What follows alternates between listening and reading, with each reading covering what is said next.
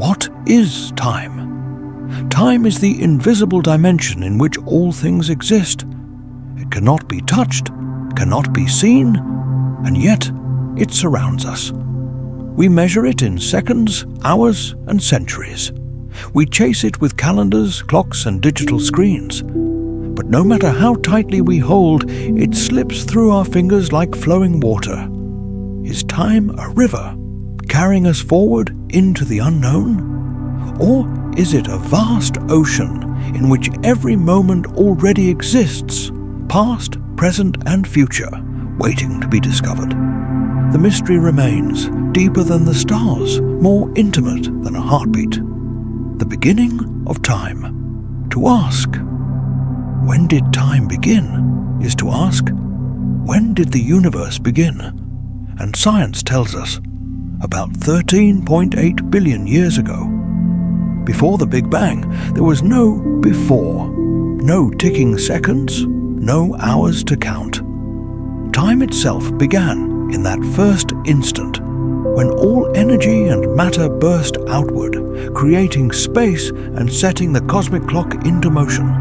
Every star, every planet, every life that has ever existed began with that moment. The first breath of time. Time and relativity.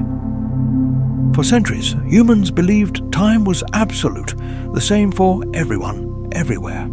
But Einstein revealed a hidden truth. Time is not fixed. It bends, it stretches, it slows. On Earth, we count minutes equally. But near a black hole, gravity bends space-time so deeply that a single second there might equal years in the universe beyond. A traveler moving close to the speed of light could live a short life, while centuries pass for those left behind. Time, it seems, is not universal. It is personal. It depends on where you are and how you move. Cosmic time versus human time. To humans, a lifetime feels vast. We measure decades, celebrate centuries, and record history in millennia. But in cosmic time, these spans are barely a whisper. A star can take 10 million years just to ignite. Galaxies spin so slowly that no human, nor even all of human history, can witness a single full rotation. And yet, within our fleeting lifetimes, we can imagine the infinite. We carry in our fragile human time the ability to reflect upon the eternal, to dream of the stars, even as they outlast us by billions of years. The end of time. If time had a beginning, will it also have an end? Scientists imagine many fates. Perhaps the universe will continue to expand forever until galaxies drift apart, stars burn out, and all that remains is cold darkness, the heat, death of the universe. Perhaps time will collapse inward, the universe folding back into itself. Or perhaps time, like a circle, has no true end, only a cycle of beginnings. In the end, we do not know, but time may outlast even memory, stretching beyond anything our minds can imagine. The philosophy of time, beyond science, lies a deeper question. Is time real? Or is it an illusion, a trick of the human mind to make sense of change? Some philosophers say all of time exists at once, past, present, and future, layered like pages of a book. Others say only the present is real, that the past is gone, and the future has yet to be born. And yet, within us, time is undeniable. We feel its weight in nostalgia. We see it in the lines of an aging face.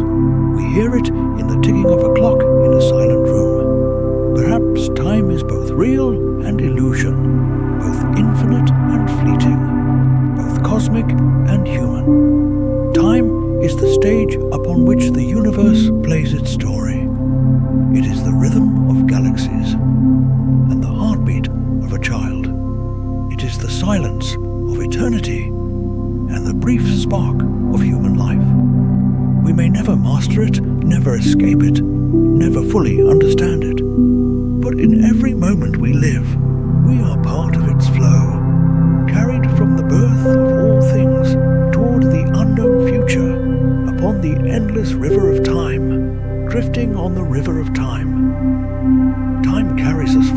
like a vast, unseen river, moving silently through every moment of existence. From the moment we open our eyes as infants to the final breath that closes our lives, we are passengers upon its current. Unlike a river of water, time cannot be touched or seen, yet it shapes everything around us. It sculpts mountains through erosion. It ages the skin on our hands. It determines the cycles of the planets and the slow death of the stars.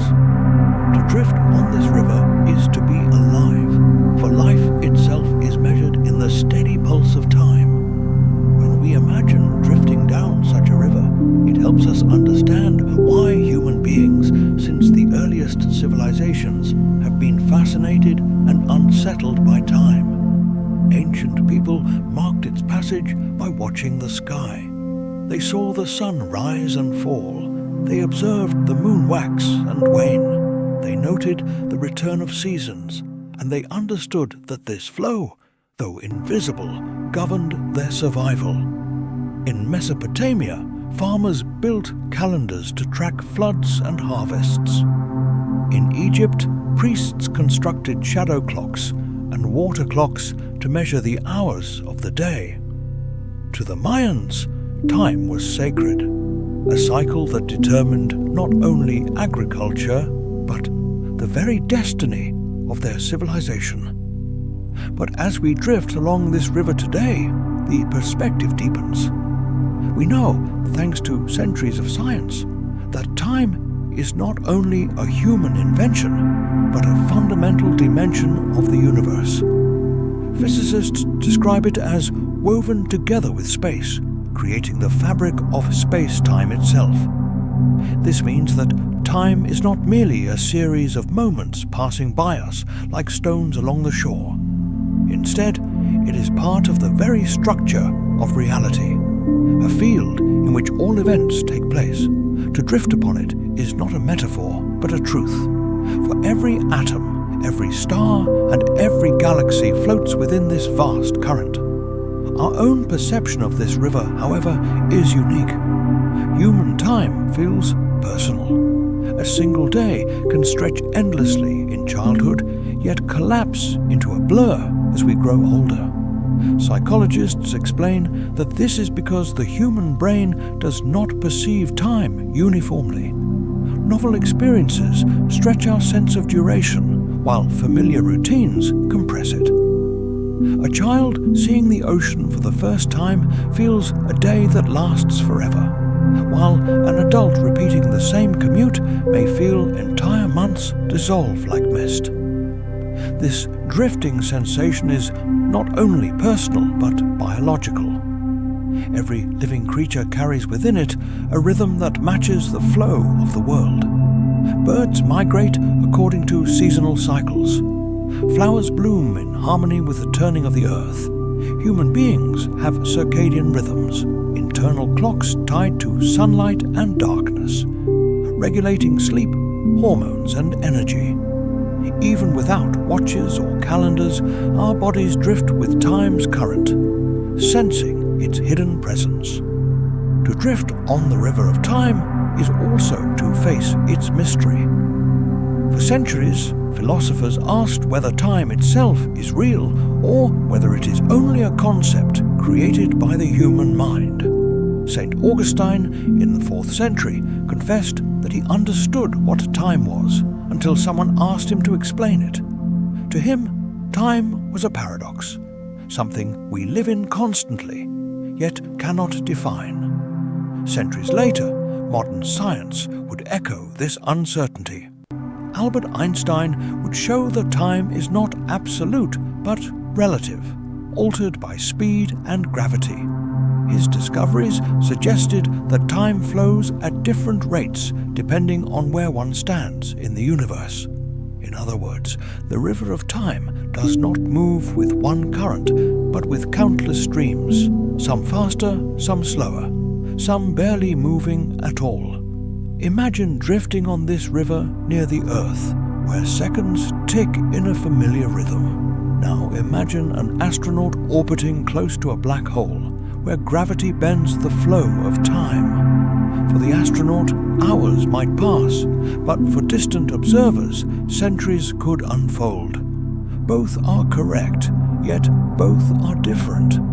The river of time, once thought steady and universal, is now understood as flexible, twisting, and vast beyond comprehension. As we continue to drift, we realize something else. Time is both infinite and finite. To the universe, it stretches across billions of years, from the birth of galaxies to their eventual decay. Yet, to us, time is finite, marked by a human lifespan that may last less than a century. This contrast is profound. The cosmos drifts slowly, its river wide and eternal, while our personal drift is fragile, a brief journey on a small raft. This is why the flow of time matters so deeply to us. We cannot control it, but we can feel it. We can treasure it, and we can choose how to live upon it. Thus, to drift on the river of time is to accept both its inevitability and its wonder. It is to acknowledge that everything we are and everything we will ever know is carried along by this invisible current. It's to see history not as isolated events, but as points along a stream that connects the past to the present and flows endlessly toward the future. From the rise of civilizations to the quiet moments of a single life, all is carried by this river. And so we drift onward, aware that while time may seem mysterious, it is also the most intimate companion we will ever know. It is with us in joy and sorrow, in birth and death, in every second that passes and every memory we carry. To drift on this river is to be human. To drift on this river is to be alive, the beginning of time. As we drift further along the river of time, we inevitably look backward, trying to see where the current began. Every river has a source, a spring, a mountain, a glacier melting into the first drops. So too must the river of time have its origin. But the truth of that beginning is stranger than any myth humanity has ever told. For much of human history, cultures tried to explain time's beginning through stories. The Babylonians spoke of primordial chaos from which gods shaped order. In the Hebrew scriptures, time itself is said to have begun when God spoke light into existence. The Mayans saw cycles of creation and destruction, believing our current age is but one turn of an eternal wheel. These myths, though different, carried it, a common thread: the recognition that time must have had a starting point. Modern science confirms this intuition, though in ways even ancient storytellers could not imagine. According to Cosmology, time began nearly 14 billion years ago with the event we now call the Big Bang. Before this moment, there was no ticking clock, no before or after. The very concepts of earlier and later did not exist. In that unimaginable instant, space, matter, energy, and time itself came into being. To picture this is nearly impossible, for the human mind is trained to imagine events unfolding within time. We think in sequences, one thing happening, then another. But the birth of the universe was not one event within an older timeline. It was the birth of time itself, the opening of the very stage upon which all future events would play out. Astronomers describe the Big Bang not as an explosion into empty space, but as the expansion of space itself. The universe did not erupt outward into a void. Rather, space expanded everywhere at once, carrying galaxies to be within its stretching fabric. And with this expansion, time began to flow, like a river springing suddenly from the ground. Within the first tiny fraction of a second, forces that now govern the cosmos were set into place. Gravity separated from the other fundamental forces. matter condensed out of energy. Tiny fluctuations, quantum ripples in the newborn universe, would one day grow into galaxies, stars, and planets. All of this occurred in less than the blink of an eye. And yet, what came before the Big Bang remains one of the deepest mysteries of science. Some physicists argue that before has no meaning, because time itself had not yet existed. Others propose that the Big Bang may have been the latest in a cycle of expansions and contractions, that our universe is but one breath in an eternal rhythm of creation and collapse. A few even suggest the possibility of multiple universes, a vast multiverse where each Big Bang is the birth of a different reality, each with its own river of time. What is certain is that the beginning of time shaped everything that would follow. Without that singular origin, there would be no stars to shine, no planets to orbit, no life to wonder at its own existence. The seconds we measure today, the years we celebrate as birthdays, the centuries we record in history, all of them trace their lineage back to that first instant when time itself opened like a curtain upon the stage of reality. This realization humbles us. When we look up at the night sky, the starlight we see has traveled for thousands or even millions of years before reaching our eyes. We are, in a very real sense, looking backward through time. Each star is a messenger from the past, carrying the story of the universe's early moments.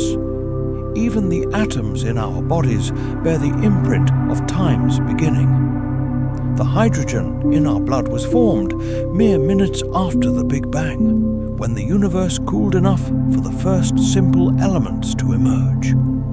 In every heartbeat, the memory of time's origin echoes within us. And so, as we drift along this river, we realize that we carry its beginning with us.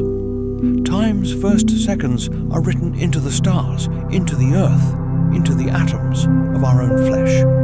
The beginning is not gone. It flows onward with us, just as every drop of a river contains something of its source.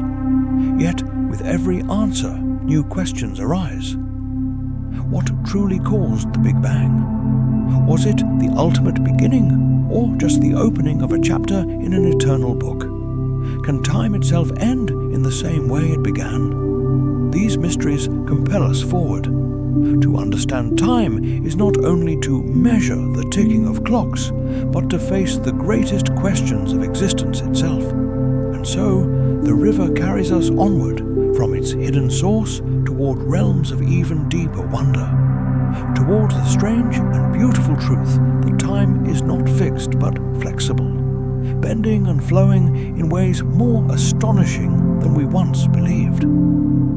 Time and relativity. From the very first second of the universe's birth, time has flowed forward, carrying stars, galaxies, and life along its current. But as the centuries of human thought unfolded, a profound realization emerged. Time is not the steady, unchanging rhythm we once believed it to be.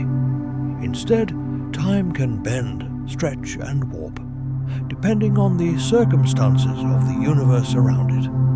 For much of history, the idea of time seemed simple. To ancient philosophers like Aristotle, time was the steady measure of motion, a constant background against which events unfolded.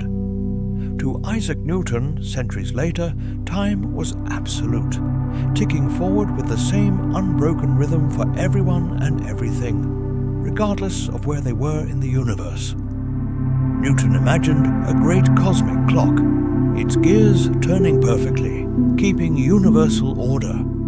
But in the 20th century, Albert Einstein shattered that certainty with his revolutionary theory of relativity. Through patient reasoning, bold imagination, and elegant mathematics, Einstein revealed that time is not absolute at all. It is inseparable from space, woven together into a single fabric known as spacetime. This insight changed our understanding of the universe forever. According to relativity, time flows differently depending on gravity and speed. Imagine two twins, one remaining on Earth and the other boarding a spacecraft traveling close to the speed of light. When the traveling twin returns, they will have aged less than the sibling who stayed behind. This is not a trick or an illusion. It is the true bending of time itself. Speed stretches the fabric of time, slowing its rhythm for the one who moves swiftly through the cosmos. Gravity, too, holds power over time. Near a massive object such as a planet, a star, or especially a black hole, time slows down compared to regions of weaker gravity. Astronauts aboard the International Space Station orbiting high above Earth experience time slightly differently than those on the surface below. The difference is tiny, fractions of a second, yet real, measurable, and confirmed by precise atomic clocks. Now, imagine standing at the edge of a black hole. Gravity there is so intense that time for you would crawl nearly to a stop, while the universe beyond would race forward at an unimaginable pace. If you lingered too close, you might experience minutes, while eons passed outside. For the distant observer, you would appear frozen at the black hole's edge, locked in a moment forever. Relativity teaches us that time is not a river flowing the same for everyone. It is a vast and shifting current, pulled and twisted by the forces of the universe. This revelation has had astonishing consequences, not only for science, but also for daily life. Global positioning satellites, which guide navigation systems in cars and phones, must account for the effects of relativity. Orbiting high above Earth, where gravity is weaker and speed is faster, their clocks tick at a slightly different pace than those on the ground. Without correcting for relativity, GPS would drift wildly off course, rendering navigation useless. The fact that your phone can guide you down a busy city street is proof that Einstein's vision of time bending under speed and gravity is not theory alone, but reality woven into our lives. Relativity also opens the doorway to one of humanity's greatest dreams: time travel. Moving forward in time is already possible, in a sense. Travel fast enough or linger near a black hole and you will leap into the future, returning to find the universe age it beyond you. But traveling backward in time, returning to what has already been, is far more difficult. The mathematics of relativity hint at exotic possibilities, like wormholes or cosmic strings, but the paradoxes they unleash, changing the past, meeting oneself, remain unsolved puzzles. For now, backward time travel lives more in imagination than in physics. What relativity ultimately reveals is that time is not separate from the cosmos, but a living, changing dimension of it. It flexes with motion, it bends with gravity, it dances with energy and mass. The river of time, once thought to flow steady and straight, now appears as a winding braided stream with eddies and currents shaped by the fabric of space-time itself. To drift upon this river is to accept its strangeness. We are not passengers on a universal clock, moving in lockstep across the cosmos. We are travelers in a universe where time is as alive and dynamic as the stars themselves. And though relativity makes time more complex, it also makes it infinitely more beautiful, reminding us that even the seconds we take for granted are part of a vast and wondrous design. Cosmic time versus human time. If relativity teaches us that time bends and shifts, the universe itself reminds us of just how differently time is measured on the cosmic scale versus the human scale. To us, a century feels long. 1,000 years carries the weight of civilizations rising and falling, languages being born and lost, empires emerging and crumbling into dust. But to the universe, such spans are nothing more than sparks, brief flickers that vanish almost before they begin. The cosmos moves to rhythms that stretch across billions of years. Stars are born in vast clouds of gas, igniting through nuclear fusion and burning steadily for lifetimes beyond imagination. Our own sun, already more than 4 billion years old, is still in its middle age, with several billion years left before it swells into a red giant and fades. To us, 4 billion years is a number so vast it almost escapes comprehension. Yet, to the stars, it is a natural heartbeat. Galaxies too turn slowly on their immense axes. The Milky Way takes more than 200 million years just to complete a single rotation. In the time it takes for our galaxy to spin once, entire species on Earth rise, flourish, and vanish. Of space-time geometry. The idea of curved space was radical. Imagine placing a heavy ball on a taut rubber sheet. The ball creates a dip, and any smaller object placed nearby rolls toward it, not because the ball pulls it, but because the surface itself guides its motion. This analogy, while imperfect, allowed the public to picture Einstein's general theory of relativity. Planets, stars, and even light itself move along curves carved into space-time by mass and energy. The bending of light around the Sun, observed during the solar eclipse of 1919, became the first spectacular proof that space could be warped, and that even photons, weightless yet energetic, obey the geometry of the universe. As telescopes and technology advanced, we discovered that this curvature was not a local phenomenon, but a fundamental property of the cosmos. The great arcs of galaxies, the spiraling dance of binary stars, and the pathways of spacecraft all follow the subtle, continuous folds of space-time. When a black hole forms, the curvature becomes so extreme that all paths lead inward, and not even light can escape. This is gravity at its most absolute, the warping of space to an infinite degree.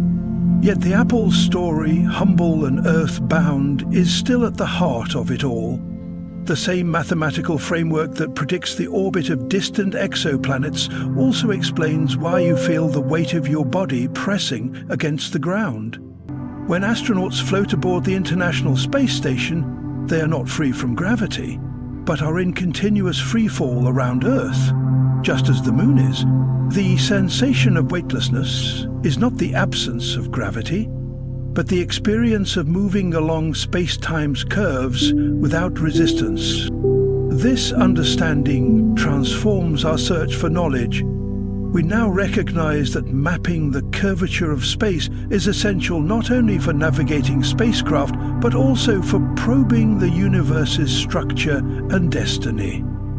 Instruments like gravitational wave detectors, such as LIGO and Virgo, can sense ripples in spacetime caused by massive collisions billions of light years away, proving that the fabric Newton never imagined is dynamic, alive with motion. From a single falling apple to the grand sweep of cosmic arcs, the path is continuous. Newton's insight revealed a universal connection, and Einstein's vision showed that the stage on which the universe plays is not rigid, but shaped by its actors. Every orbit, every falling object, every beam of starlight is a silent testimony to the curvature of space. It is a reminder that the laws governing the cosmos are woven into the very geometry we inhabit. where an apple's gentle drop is kin to the orbit of worlds and the slow, endless spirals of galaxies. To run the earliest glimmers of human thought, the idea of a place where the very fabric of reality twists upon itself has fascinated and terrified in equal measure. Black holes, once only the subject of abstract mathematics and speculative philosophy, are now understood as real cosmic engines of gravity so extreme that they bend not only space but also the flow of time. They are not just voids, they are regions where the laws of physics as we know them approach their limits, where the smooth geometry of space-time collapses into a singularity, and where reality itself is reshaped in ways that defy ordinary experience. The story of black holes begins with Einstein's general theory of relativity, which revealed that space and time are not separate entities, but aspects of a single, interconnected fabric, space-time. Gravity, in this revolutionary view, is not an invisible force pulling objects together, as Newton described, but the warping of space-time caused by mass and energy. A star, a planet, or even your own body bends the space-time around it. The greater the mass, the greater the curvature. But in the case of a black hole, the curvature becomes so extreme that space-time folds in upon itself, creating a one-way boundary known as the event horizon. Inside this horizon, every path, whether taken by light or matter, curves inward, inevitably leading toward the singularity, a point of infinite density where the known laws of physics cease to function in their familiar form. From the outside, a black hole appears as a perfectly black sphere, yet it is more than an empty void. It is a gravitational well so deep that time itself flows differently near it. To a distant observer, a clock falling toward the event horizon appears to slow down, its ticks stretching longer and longer until they seem to freeze in place at the edge. But for the falling object itself, time feels normal. It is the outside universe that appears to accelerate toward an unimaginable future. This time distortion is not a trick of perception, but a real consequence of space-time geometry. Near a black hole, the very definition of now becomes uncertain. Two observers in different gravitational environments will disagree about the sequence and duration of events. A second measured near the event horizon is not the same as a second far from it. This effect, gravitational time dilation, links black holes to the deepest questions about the nature of time, causality, and the universe's structure. Beyond their mind-bending impact on time, black holes are also architects of cosmic structure. The supermassive black holes at the centers of galaxies influence the motion of billions of stars, shaping the very architecture of galactic systems.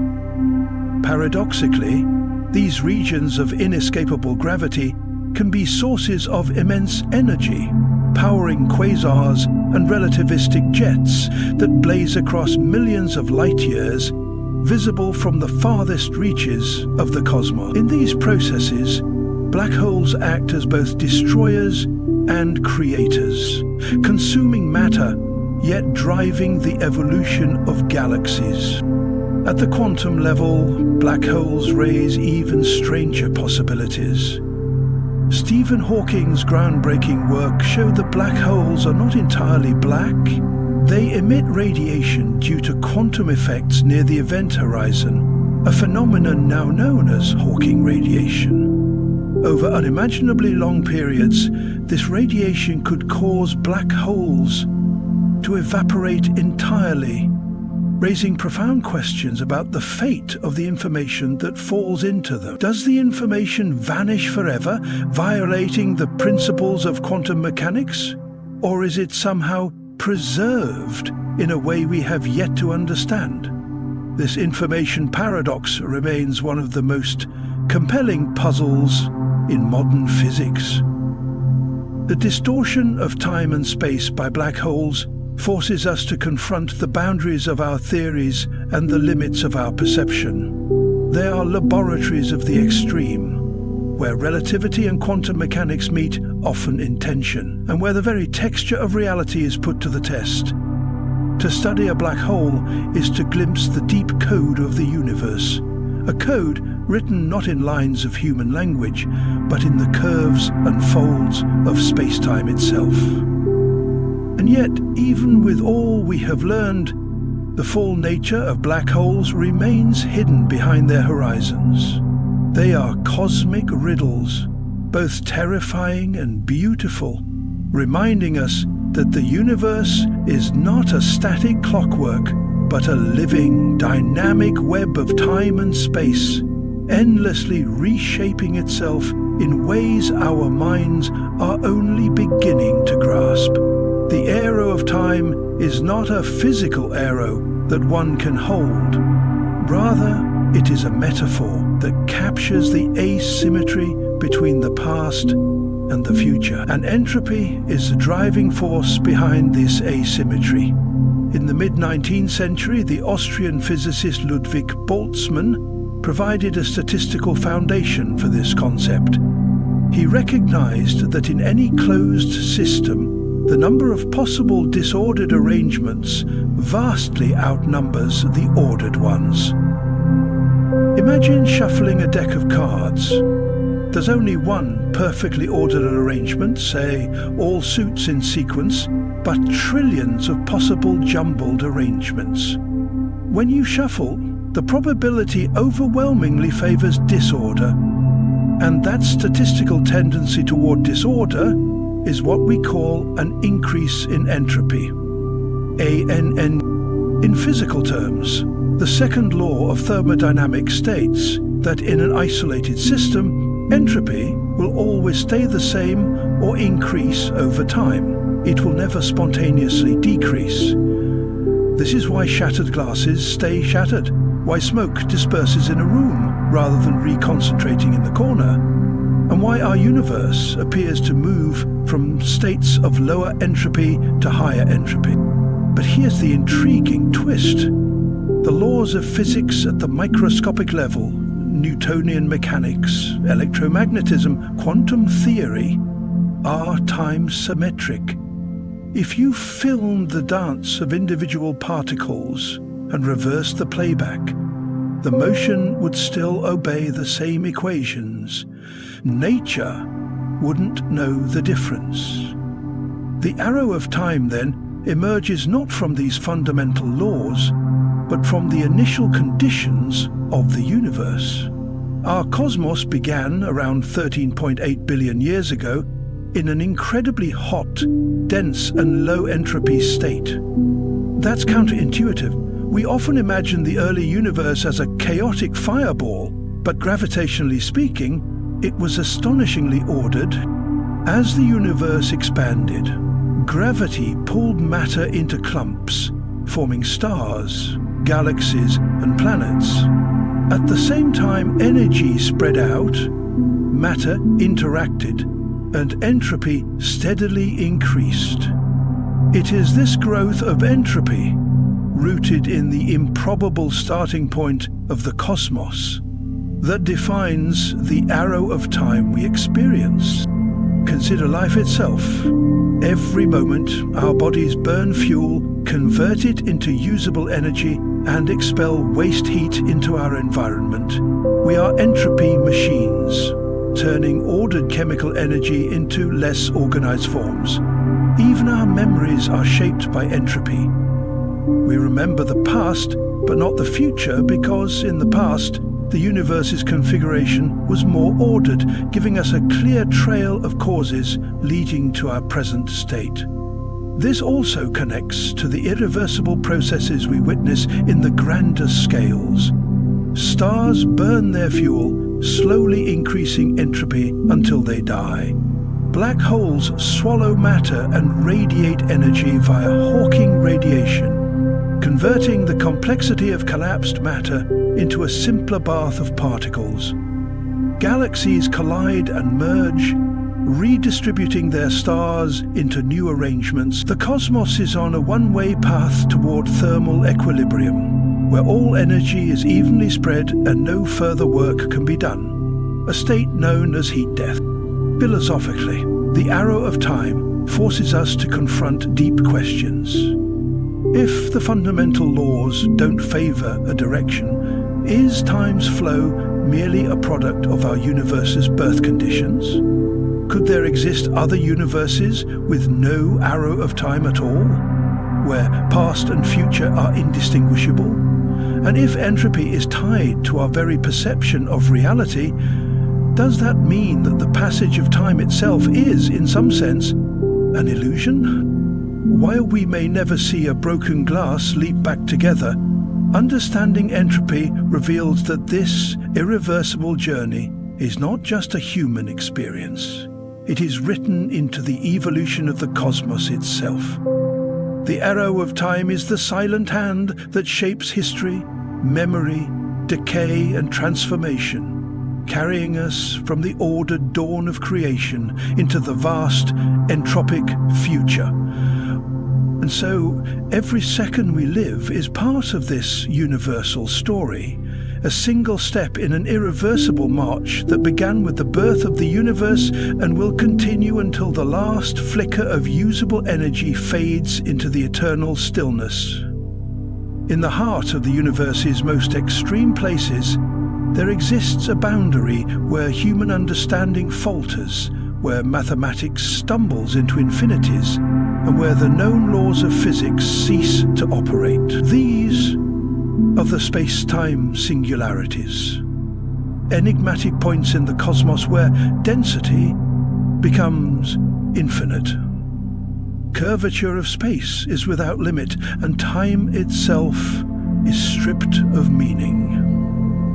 They are not simply exotic features of the universe.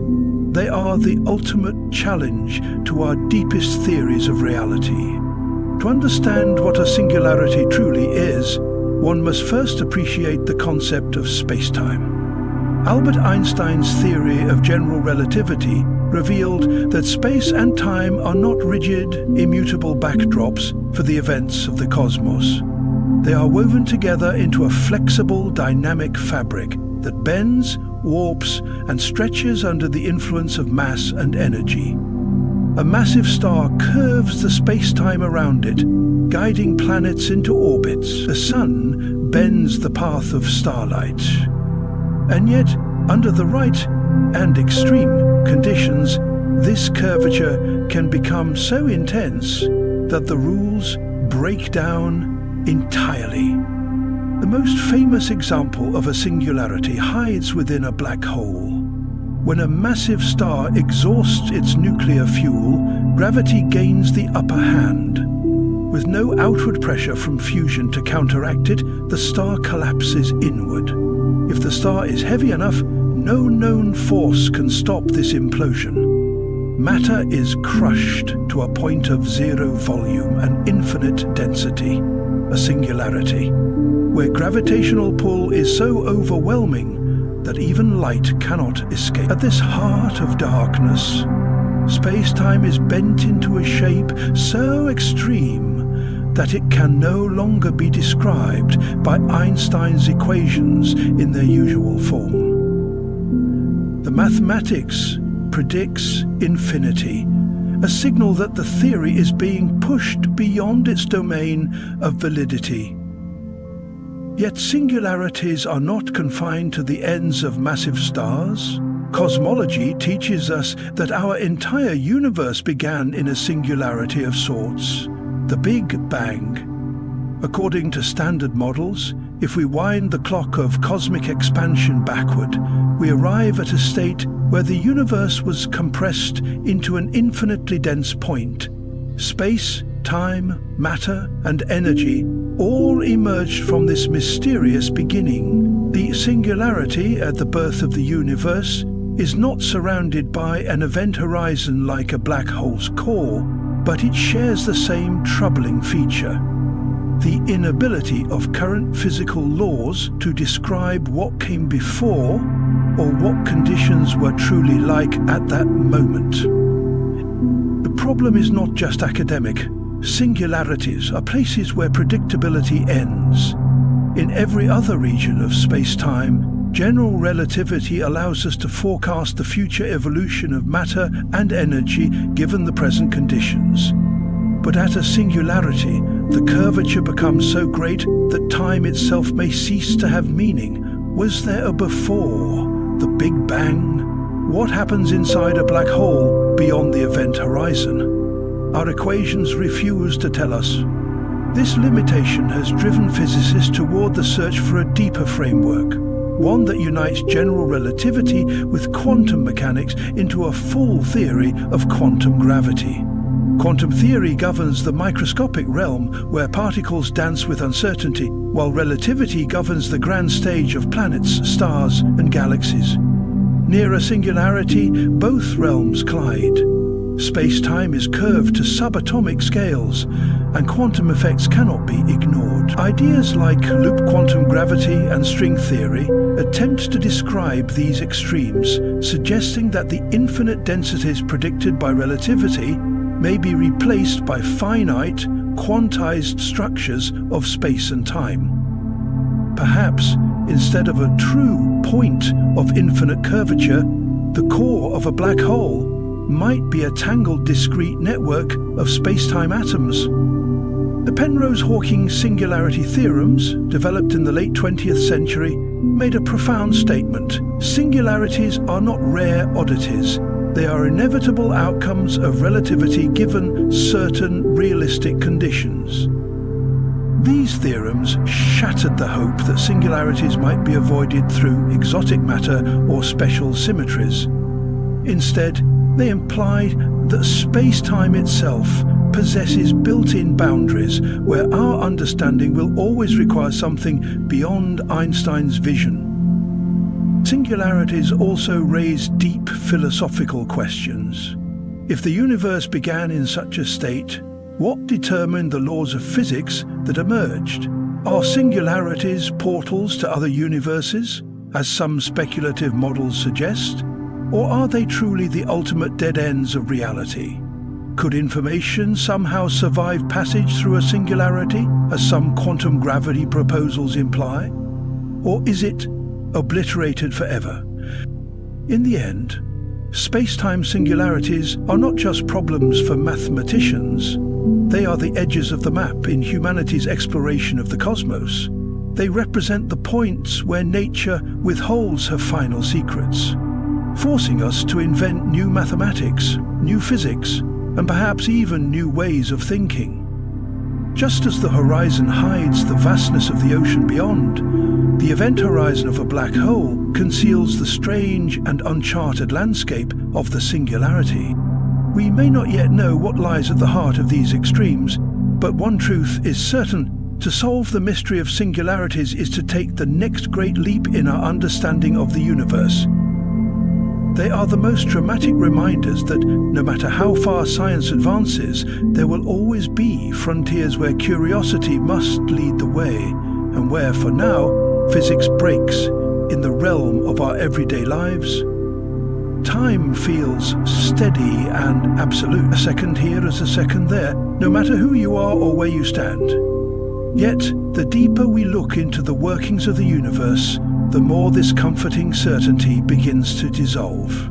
Modern physics tells us that time is not a universal metronome, ticking away identically for everyone. It is a pliable dimension woven into the very fabric of reality, and it can stretch, compress, or even appear to slow down. One of the most mind-bending illustrations of this truth is a thought experiment so famous that it has traveled from scientific papers into science fiction and philosophical debate: the twin paradox. The paradox begins with a simple premise. Imagine identical twins, born seconds apart, sharing the same childhood, the same rhythms of life. One twin, let's call her Anna, remains on Earth. The other, Elena, climbs aboard a spaceship capable of traveling at a significant fraction of the speed of light. Elena's ship embarks on a long journey to a distant star and then returns home, When she steps back onto Earth's soil, the two sisters embrace, only to discover something astonishing.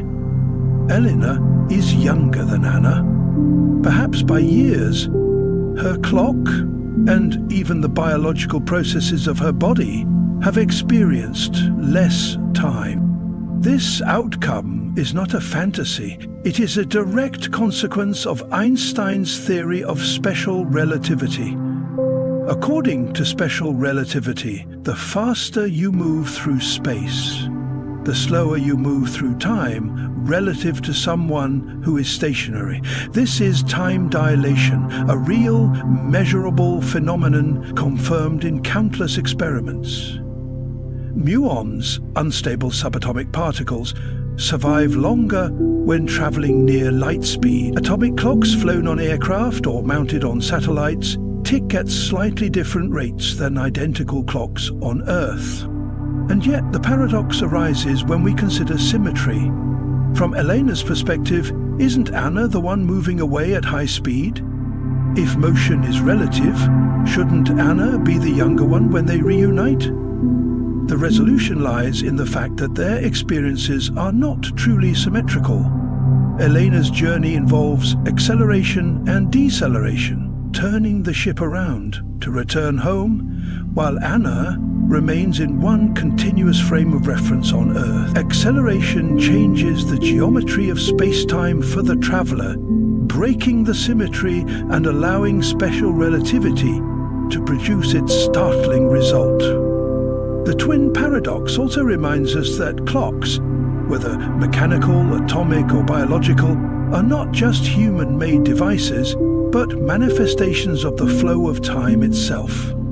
In high-speed travel, all processes slow down in unison. The beating of a heart, the decay of atoms, the firing of neurons in the brain. For Elena, life aboard the ship feels perfectly normal. Seconds pass, hours pass, days pass, just as they always do. It is only when the twins are reunited and compare experiences that the vast gulf of accumulated difference becomes apparent. In the modern era, this is more than a theoretical curiosity. The Global Positioning System, GPS, must account for time dilation. Satellites orbiting Earth move fast enough and exist far enough from Earth's gravity that both special and general relativity affect their onboard clocks. Without precise relativistic corrections, GPS positions would drift by kilometers within a single day. But the twin paradox also brushes against deeper, more philosophical questions. If time itself is mutable, if it flows differently depending on motion and gravity, what does that mean for our understanding of now? Is the present truly universal, or does each observer carry their own private version of reality's clock? Einstein himself once remarked that the distinction between past, present, and future is a stubbornly persistent illusion. And so, the twin paradox stands as more than a puzzle. It is a window into a cosmos where time is not the master, but the dance partner of space, movement, and gravity. The story of Anna and Elena is not about defying the laws of physics, but about embracing them, seeing time not as rigid ruler, but as a stretchable thread in the fabric of space-time. In that realization lies one of the most humbling truths of modern science. The ticking of the clock is as much a journey as the path you travel. Gravitational time dilation near massive objects. Imagine standing at the foot of an enormous mountain, its sheer presence dominating the horizon. Now, stretch that idea beyond all earthly scales. Picture a star dense enough to pack the mass of our sun into the size of a city, or even a black hole whose gravitational field bends the very fabric of reality. In such environments, time itself does not flow as it does for you and me here on Earth. This phenomenon, known as gravitational time dilation, is one of the most fascinating predictions of Einstein's general theory of relativity, and it reveals that time is not a universal constant, but a flexible dimension, stretching and compressing depending on the strength of gravity. The concept begins with Einstein's radical insight. Gravity is not merely a force pulling objects together, as Isaac Newton described. Instead, it is the curvature of space-time caused by mass and energy. The more massive an object, the deeper the well it carves into the space-time fabric. Just as a marble rolling near the edge of a funnel slows as it climbs out. Light and even time itself are affected when they pass through these gravitational depressions. Near a massive object, clocks tick more slowly compared to those farther away. This is not a philosophical abstraction. It has been measured with extraordinary precision. In 1971, the Hafele-Keating experiment flew atomic clocks around the world on commercial airliners. They found that the clocks aboard the planes disagreed with identical clocks on the ground, both because of their motion, special relativity. Later, scientists conducted experiments using satellites and the ultra-precise Global Positioning System, GPS. Without correcting for gravitational time dilation, GPS signals would drift by about 38 microseconds per day, enough to throw off positions by kilometers within 24 hours. The deeper you descend into a gravitational well, the slower time runs relative to a distant observer. This effect becomes extreme near compact astrophysical objects.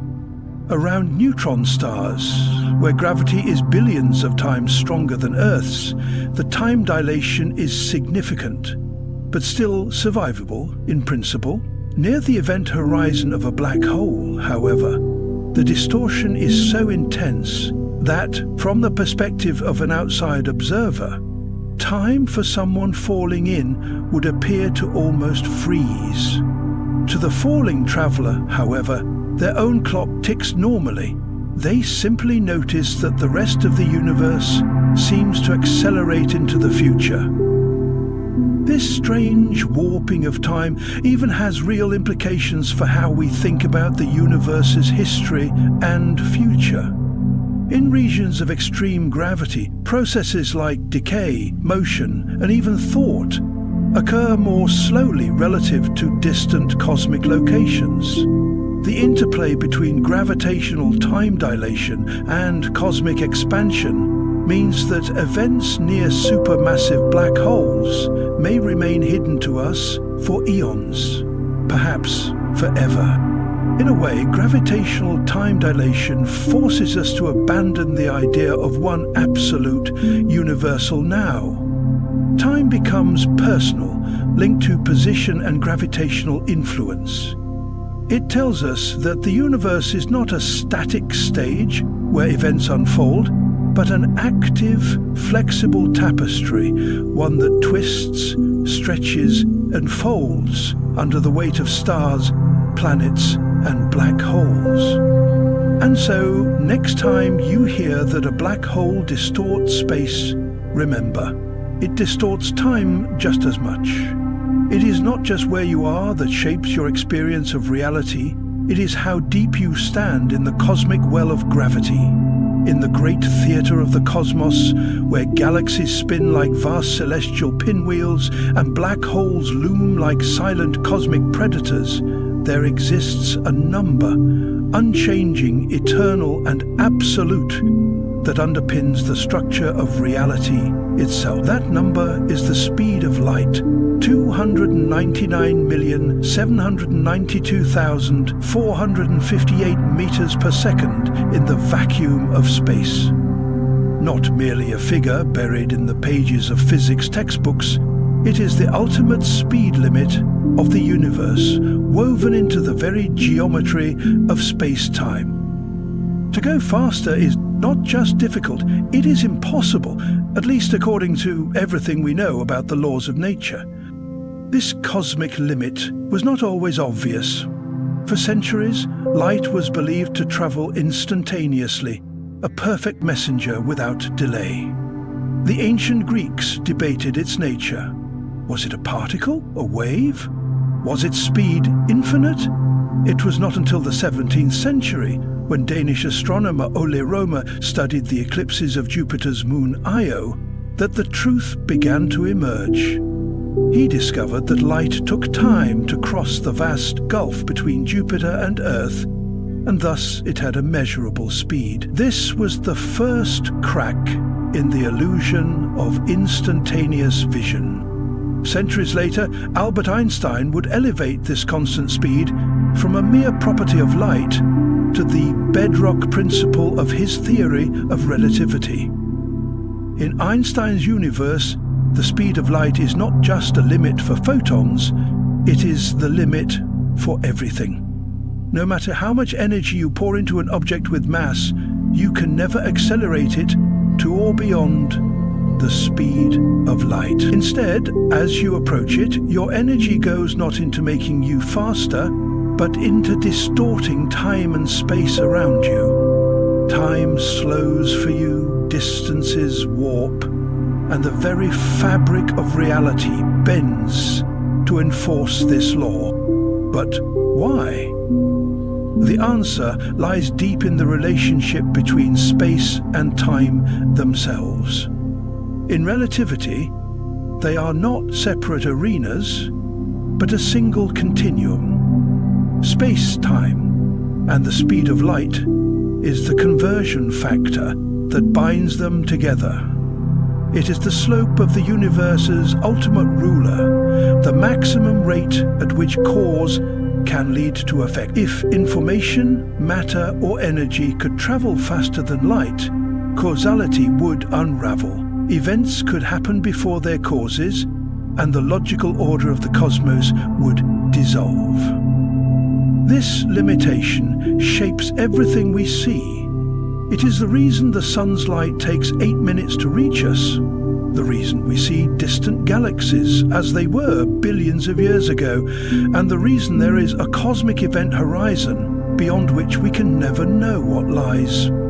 The speed of light is not merely a restriction, it is also a window into the past, a built-in time machine that lets us look back across cosmic history. The past says, I think the window looks back across cosmic history. Yet, the speed of light is not always the speed at which light appears to travel. Through glass, water, or plasma, photons slow down as they interact with matter, but this is only an illusion. Their true limit in a vacuum remains untouched. Even in the strangest corners of physics, quantum entanglement, wormhole theories, or hypothetical tachyons, nothing has been shown to transmit usable information faster than this constant.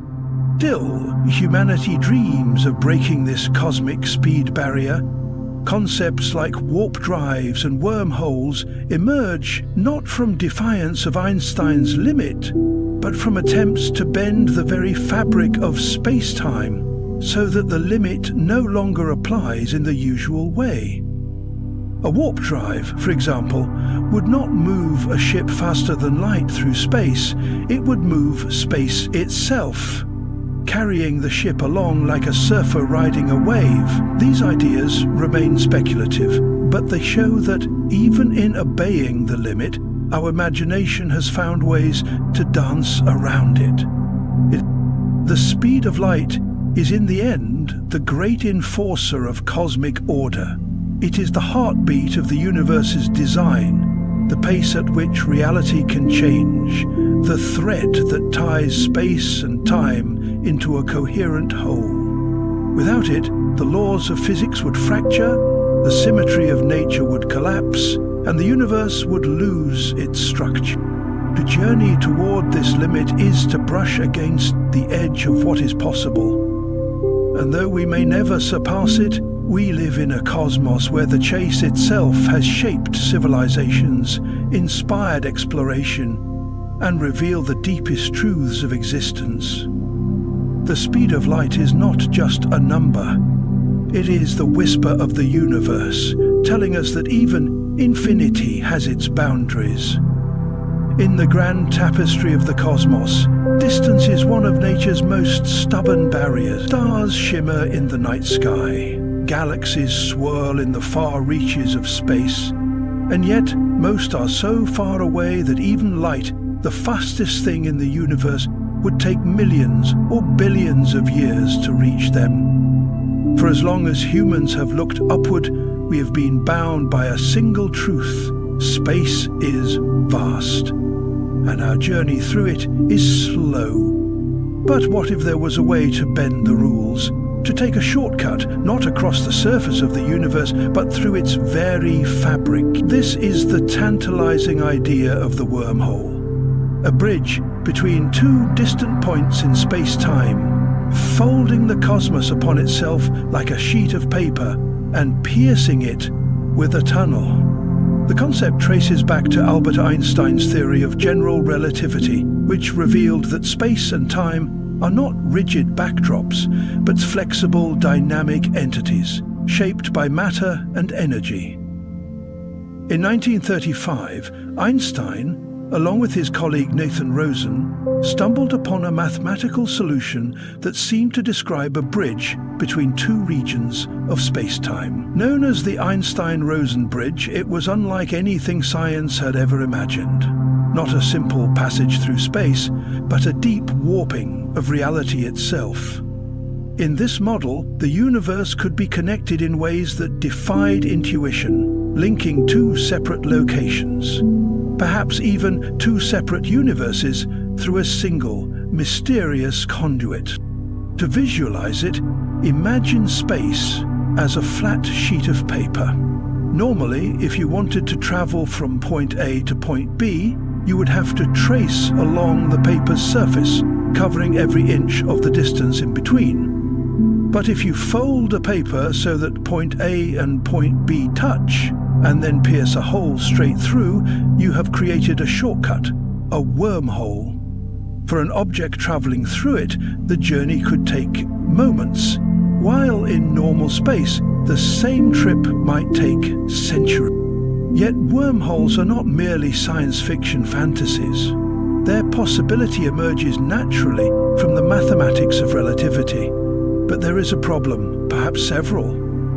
The Einstein-Rosen bridge, as originally described, would collapse instantly if anything tried to pass through it.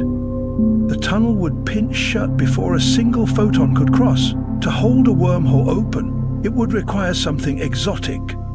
Matter with negative energy density, often referred to as exotic matter. Unlike normal matter, which has positive mass and energy, exotic matter would act like an anti-gravity force, pushing space apart instead of pulling it together. Without it, the walls of the wormhole would slam shut under the crushing force of gravity. In the 1980s, physicist Kip Thorne and his colleagues explored whether wormholes could, in theory, be stable enough for travel. Their work showed that if exotic matter existed, and in the right quantities, a traversable wormhole might not be ruled out by the laws of physics. This sparked a wave of fascination, not just in the scientific community, but in popular culture, inspiring books, films, and endless speculation about interstellar travel, time machines, and connections to parallel universes. The implications are staggering.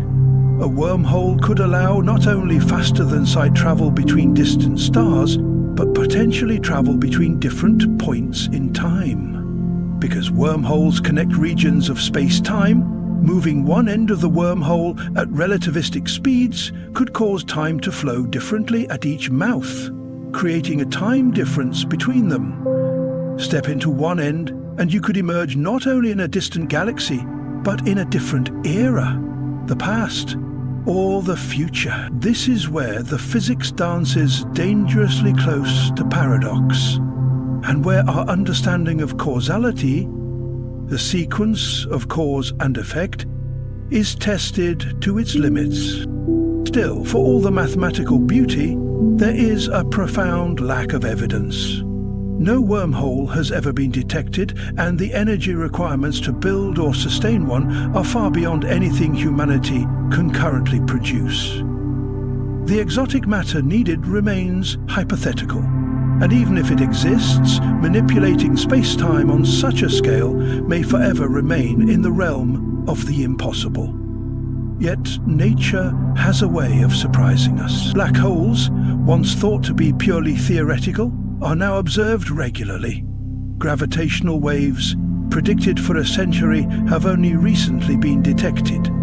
If wormholes exist somewhere in the universe, perhaps hidden in the warped hearts of galaxies, then one day our instruments or our descendants might find them. In the end, the idea of wormholes speaks to something deeper than physics. It touches on humanity's restless urge to explore, to connect distant worlds, to transcend the boundaries of space and time. Whether they turn out to be real or not, wormholes remind us that the universe is not a static prison of empty void and unyielding laws. It is a living, flexible, mysterious thing, and perhaps, somewhere out there, it holds doors waiting to be opened. Temporal illusions. Why the past feels real. Time is a strange thing. We live within its flow as naturally as a fish swims in water, yet the deeper we look, the less it behaves like the steady, unchanging river we think it is. To our senses, the past is gone, a shadow that exists only in memory.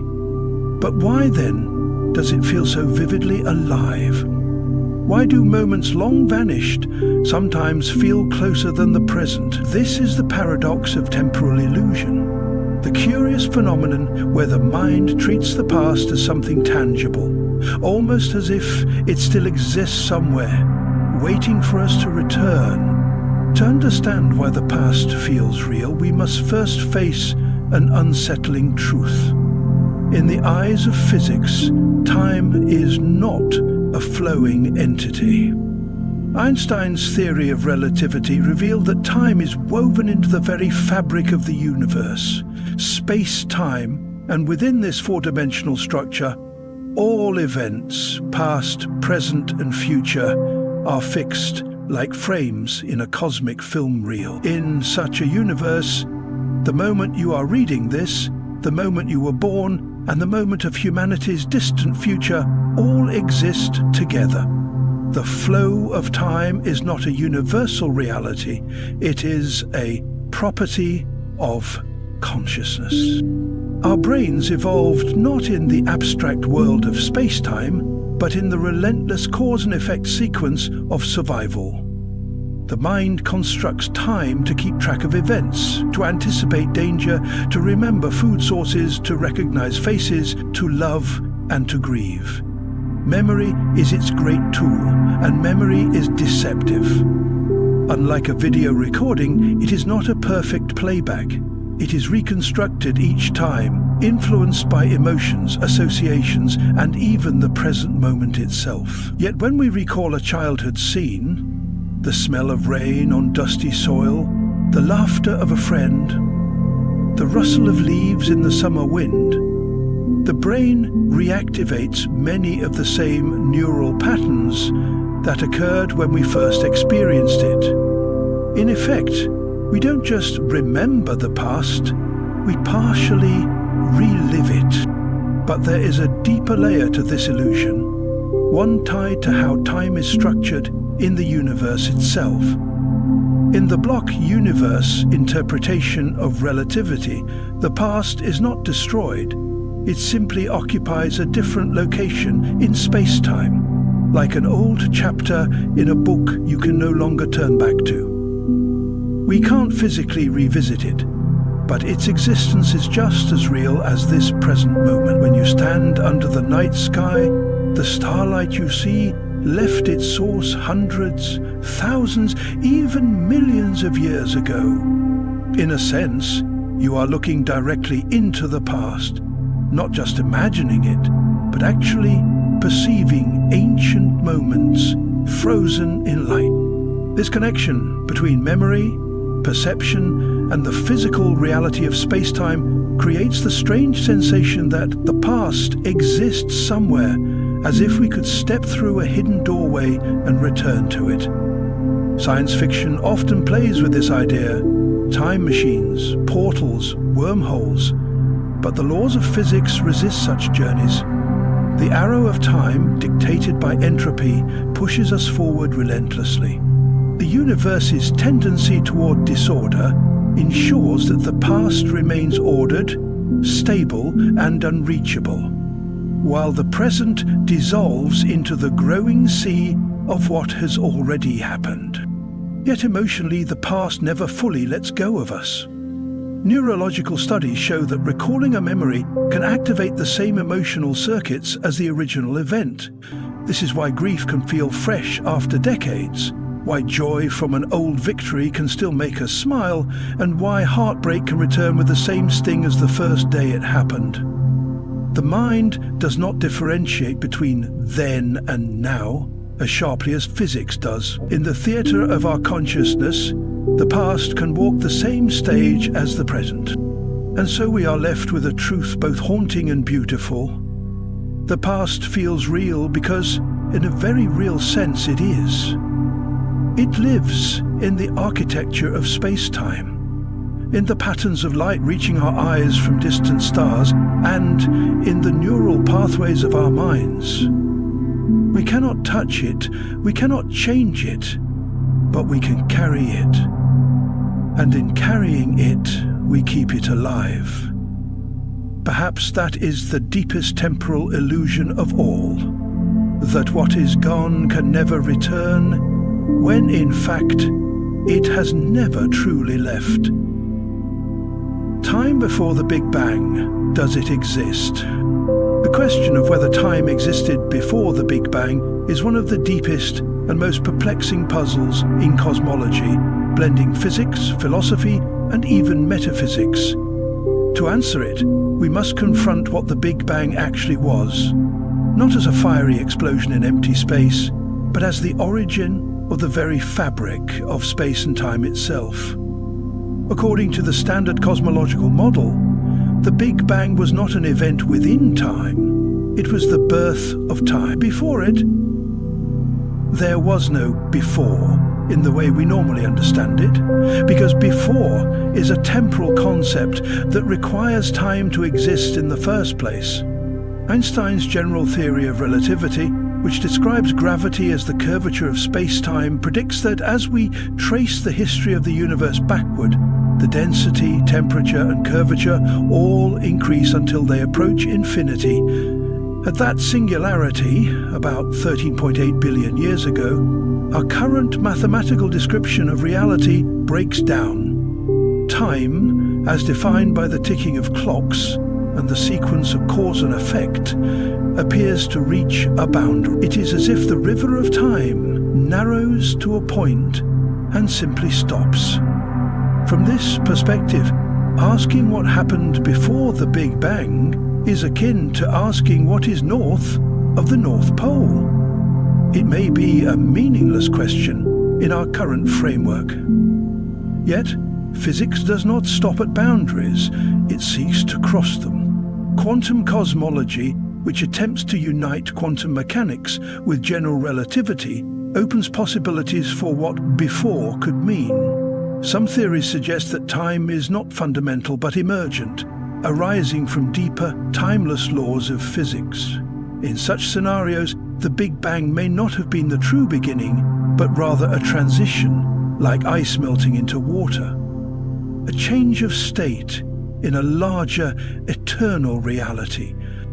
One possibility is the cyclic universe model, in which the cosmos undergoes endless cycles of expansion and contraction, with each bang following a crunch. In this view, time stretches infinitely backward, and our Big Bang is just one chapter in an eternal book. Another is the quantum bounce, suggested by loop quantum gravity, in which the universe did not emerge from nothing, but rebounded from a prior contracting state, avoiding the singularity entirely. There is also the multiverse hypothesis, where our Big Bang is one bubble among countless others forming in an eternal inflationary background, a vast and timeless sea spawning universes endlessly.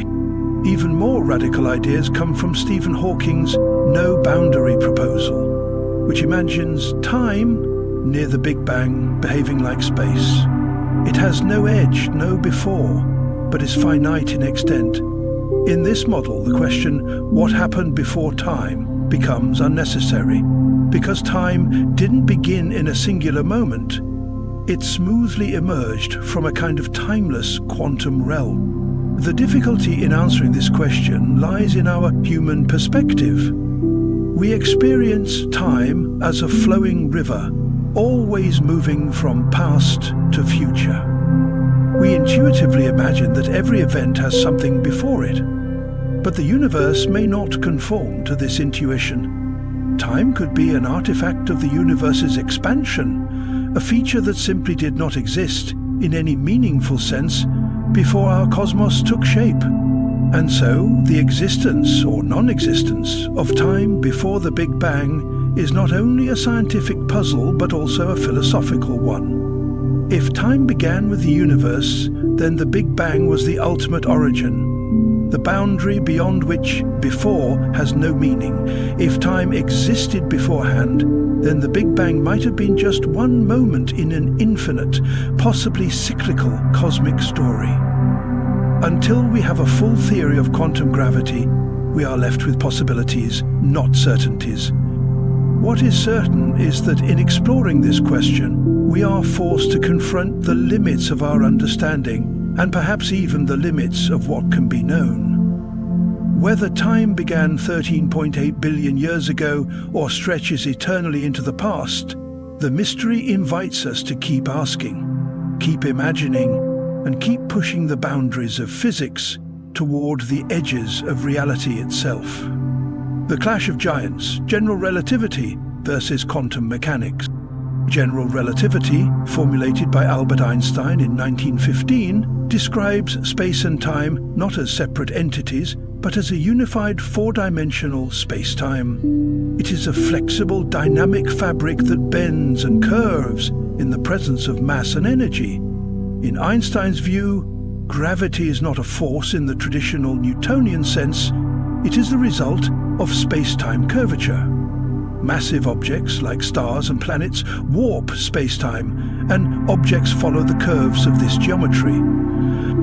Quantum mechanics, developed between 1900 and the 1920s, focuses on the smallest scales of reality, the behavior of particles, energy, and fields at atomic and subatomic levels. It replaces certainty with probability, describing particles as wave-like entities governed by the uncertainty principle and probabilistic wave functions. Both theories have been tested countless times. Both work extraordinarily well within their domains, but they refuse to play nicely together. General relativity works flawlessly at large scales. Planets, galaxies, the universe itself, while quantum mechanics dominates at the atomic and subatomic scales. Yet, at the extreme boundaries of nature, such as inside black holes, or during the first fraction of a second after the Big Bang, both theories are required at once, and there they clash. Mathematically, when we try to apply quantum principles to space-time as described by general relativity, the equations spiral into infinities, nonsensical, unphysical results.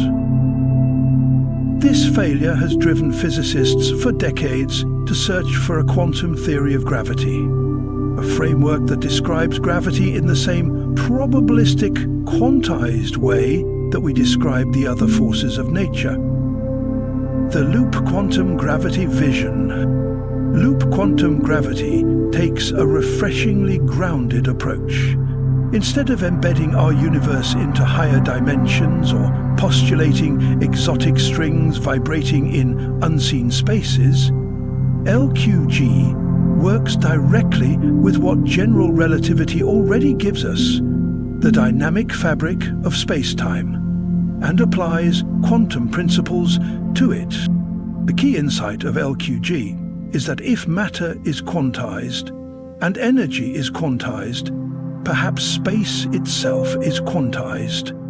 The continuous geometric fields of general relativity, when viewed through a quantum lens, break down into a network of finite, indivisible chunks, discrete atoms of space. In this view, geometry itself becomes granular.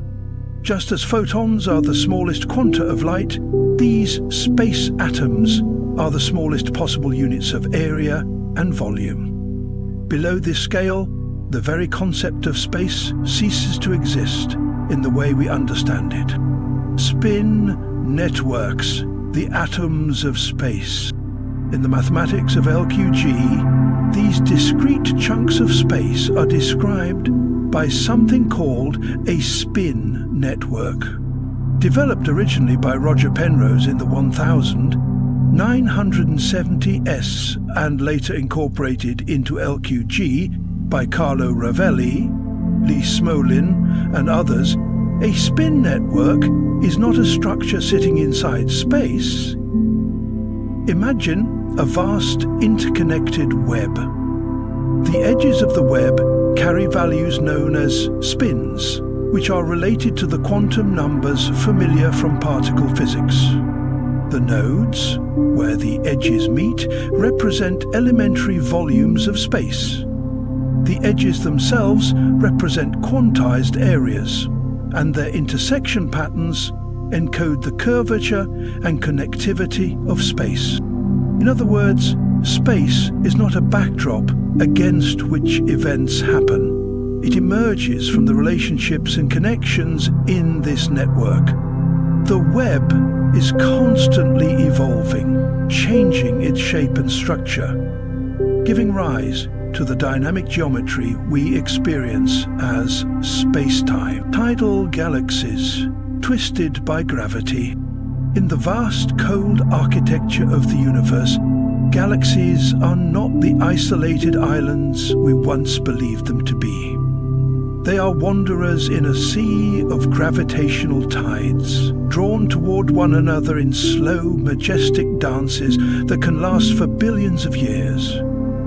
These cosmic encounters leave behind breathtaking relics, tidal galaxies contorted and stretched by the overwhelming force of gravity. These galactic forms are not merely visual spectacles. They are deep records of the universe's dynamism, violence, and continuous creation. Tidal galaxies emerge from gravitational interactions between massive galaxies. Unlike the serene spirals we often imagine when thinking of galaxies, tidal galaxies wear the scars of cosmic battles. When two or more galaxies come close enough, their mutual gravitational pull begins to tug at their outer stars, clouds of gas and dark matter. These tugs do not happen instantly, but unfold over millions or even billions of years. Stars are flung into tidal tails, enormous thread-like streams of stellar material, stretching across intergalactic space, sometimes forming arcs that span hundreds of thousands of light years. The first clues to the existence of tidal galaxies came in the mid-20th century, with improvements in photographic plate sensitivity and telescope optics. Astronomers began noticing peculiar galaxy shapes, twisted, stretched and bent structures that defied classical spiral or elliptical categorization. The classic pair, known as the Antennae galaxies, is one of the most iconic examples. Located in the constellation Corvus, this duo appears to be locked in a slow magmatic collision, their stars flung outward in brilliant arcs that resemble insect antennae. These trails are not static. They evolve, merge, and sometimes collapse into new structures altogether. But the wonder of tidal galaxies lies not only in their forms, but in what they teach us about galactic evolution. These interactions often trigger immense waves of star formation. As gas clouds are compressed by gravitational forces and shock waves, they collapse under their own weight, igniting bursts of newborn stars. Some of the most vibrant stellar nurseries ever observed are found in the heart of tidal interactions. Yet this creation often comes with destruction. Galactic cores may be destabilized. Supermassive black holes can begin to consume more matter, and entire structural features of galaxies may be torn apart, never to reform. From a scientific perspective, tidal galaxies offer an exceptional opportunity to study the role of gravity not just as a force of attraction, but as an agent of transformation. Simulations and models of galaxy collisions have revealed that these events are not rare. In fact, the Milky Way itself is not immune. Our home galaxy is on a collision course with the Andromeda Galaxy, a celestial ballet expected to begin in earnest in about 4 billion years. Already, satellite galaxies like the Large and Small Magellanic Clouds are stirring up tidal features in the Milky Way's halo, subtle arcs of stars and gas that hint at the beginning of a grand merger. These future tidal features will reshape the Milky Way, giving rise to yet another generation of twisted, luminous structures. Even the dark matter component of galaxies plays a crucial role in shaping tidal galaxies. Though invisible, dark matter contributes the majority of mass in most galaxies, forming vast halos that extend far beyond the visible stars. During a galactic encounter, these dark matter halos interact gravitationally as well, guiding the overall shape and trajectory of the tidal structures. Without dark matter, tidal interactions would look radically different, less organized, less elongated, and lacking the coherence we observe. Thus, tidal galaxies serve as a silent testimony to the dark scaffolding of the universe. Beyond their scientific importance, tidal galaxies also carry philosophical weight. They remind us that beauty often comes from struggle, and that creation is frequently born from conflict. They are visual metaphors for resilience and transformation, telling a story of cosmic resilience and rebirth. Through their tortured shapes, we see the universe not as a static machine, but as a living, evolving organism, one that tears itself apart and builds anew, cycle after cycle. Yet even these grand tidal features are temporary. Over vast stretches of time, the dramatic tails and bridges will fade. Stars will disperse into the larger galactic halos, and the memory of the collision will be lost, save for the newly merged galaxy at its center. These tidal ghosts are fleeting moments in the infinite film of cosmic evolution, captured only briefly by human eyes and instruments before they vanish into the background of space. As we observe these twisting galactic forms, we are not only looking outward, but forward. They are glimpses into the eventual fate of all galaxies, including our own. In their chaotic grace, tidal galaxies are both messengers of history and harbingers of what is to come. And with that glance into future galactic collisions and their inevitable consequences, we turn our attention to a stranger cosmic choreography, one that transcends even the most dramatic galaxy mergers. Next, we step into the realm of Outline 12, where we explore the bizarre and captivating world of ring galaxies, formed not by gradual spiral evolution, but by violent head-on collisions that send ripples through galactic disks like stones cast into a still.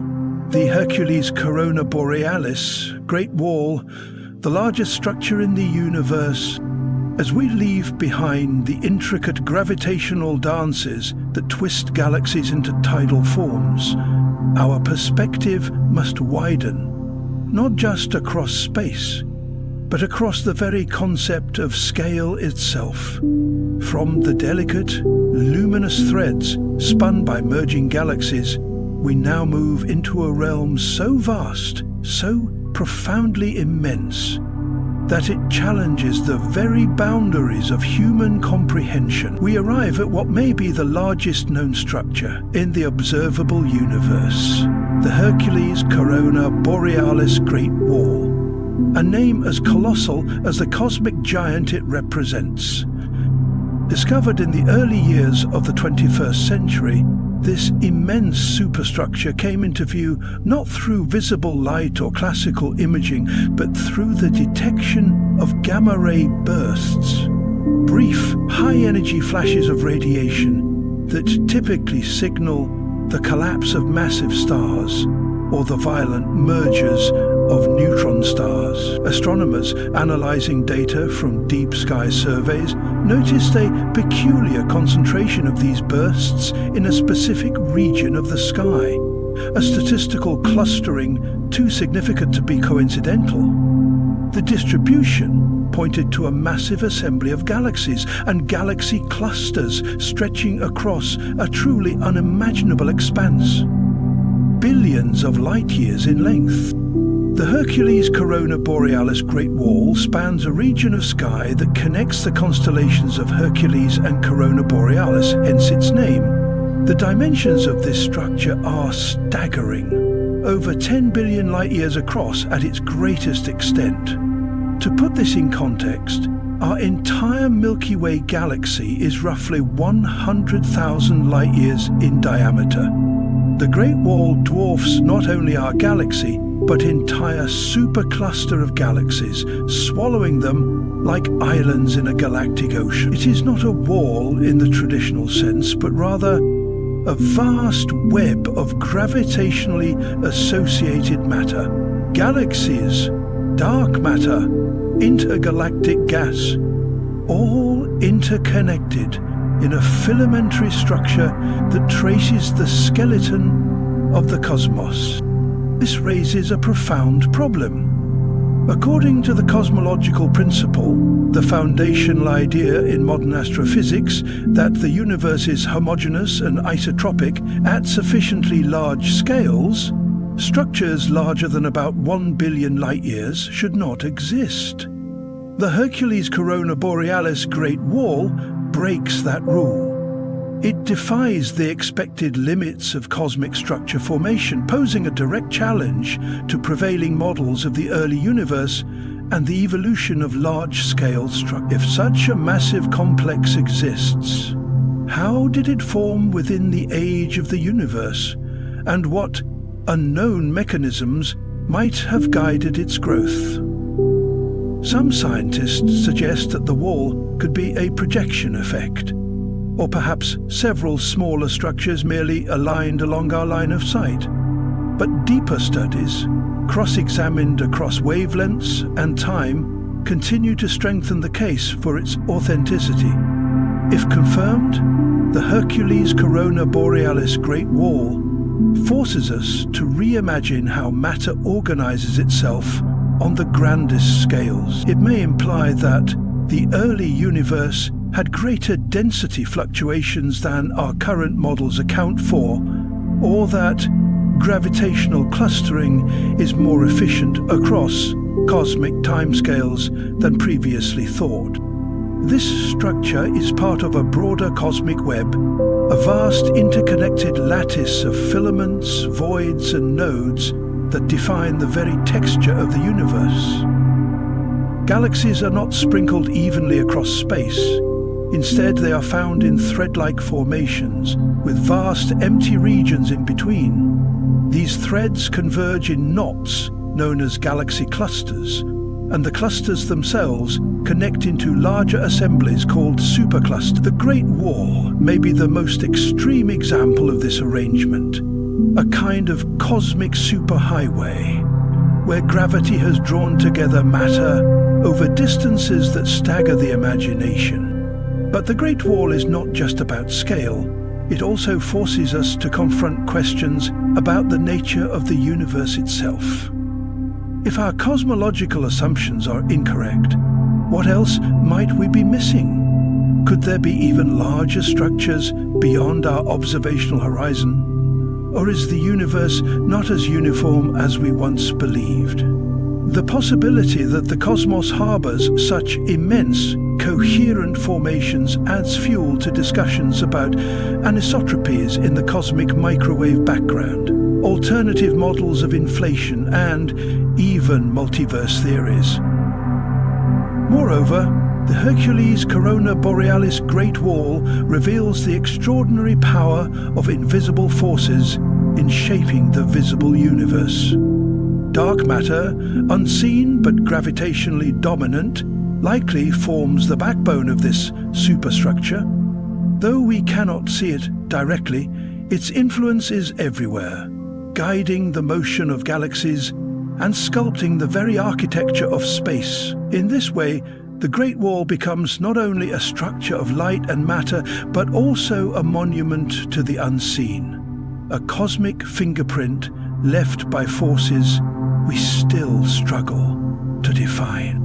Even our ability to detect such a structure is a triumph of human ingenuity. The technology required to observe gamma-ray bursts across billions of light years, to map their distribution, and to infer the existence of such a structure is itself the result of generations of scientific progress. From orbiting observatories to global data-sharing networks, the discovery of the Great Wall is a testament to how far humanity has reached into the deep night of space. And yet, as vast as it is, the Hercules Corona Borealis Great Wall may not be the final frontier of cosmic structure. As our instruments improve and our theories evolve, we may discover other megastructures, richer webs, longer filaments, deeper voids, stretching across space like neural pathways in a cosmic mind. And that idea, strange and poetic as it sounds, leads us to our next domain of wonder. For if the large-scale structure of the universe resembles a neural network, if it operates like an interconnected web, then it invites an even more profound question. Could the universe itself be conscious? Or does it possess some deeper logic that echoes the patterns of thought, memory, and awareness? As we journey forward into Outline 13, we shall confront the enigmatic frontier of cosmic consciousness, where physics meets philosophy, and where science begins to question the nature of perception, sentience, and the very architecture of reality itself. Starburst galaxies, galaxies on fire. From the colossal stillness of the Hercules Corona Borealis Great Wall, where cosmic architecture unfolds on a scale that mocks our sense of proportion, we now plunge back into more intimate, but no less dramatic, arenas of galactic life. If the Great Wall revealed the structure of the universe in skeletal form, then starburst galaxies represent its beating heart. Galaxies in a phase of violent, feverish transformation, igniting stars at a rate so furious that their entire evolutionary trajectory is altered. These are galaxies on fire, not with literal flames, but with the incandescent heat of explosive creation.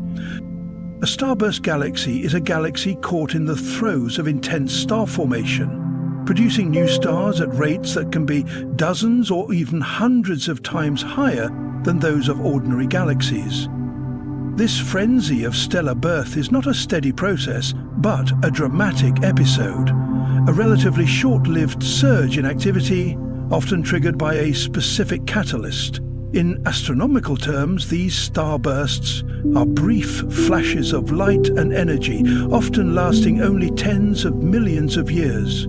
A blink of time compared to a galaxy's total lifespan. which typically stretches across billions of years. The triggers for starburst phases are as varied as they are violent. Galactic collisions, tidal interactions, and even internal gravitational instabilities can funnel vast quantities of cold gas into the central regions of a galaxy, collapsing it under its own weight. When this gas compresses rapidly, it creates the perfect conditions for star formation on a massive scale. Shock waves from previous supernovae, spiral density waves, or the gravitational tug of a passing satellite galaxy can all act as catalysts. The result is a firestorm of stellar birth, an astronomical version of a population explosion, where thousands of stars are born every year in tightly packed regions. One of the most studied starburst galaxies is Messier 82, also known as the Cigar Galaxy.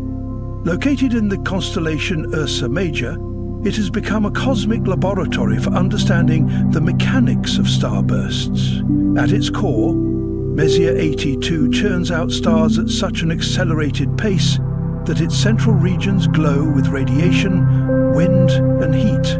Observations have revealed superwinds, enormous outflows of gas, driven by the combined energy of young stars, stellar winds, and supernovae blasting material out into intergalactic space. These superwinds can stretch for tens of thousands of light years, carrying not just gas but also heavy elements forged in the hearts of stars. The consequences of a starburst are profound and far-reaching. First, the sheer number of new stars changes the galaxy's structure and composition. Massive stars, which burn quickly and die young, explode as supernovae, enriching the surrounding space with metals like iron, calcium, and oxygen. These elements are essential for the formation of planets, moons, and life as we know it. In a sense, starburst galaxies are not only creating stars, but also seeding the future building blocks of life across the cosmos.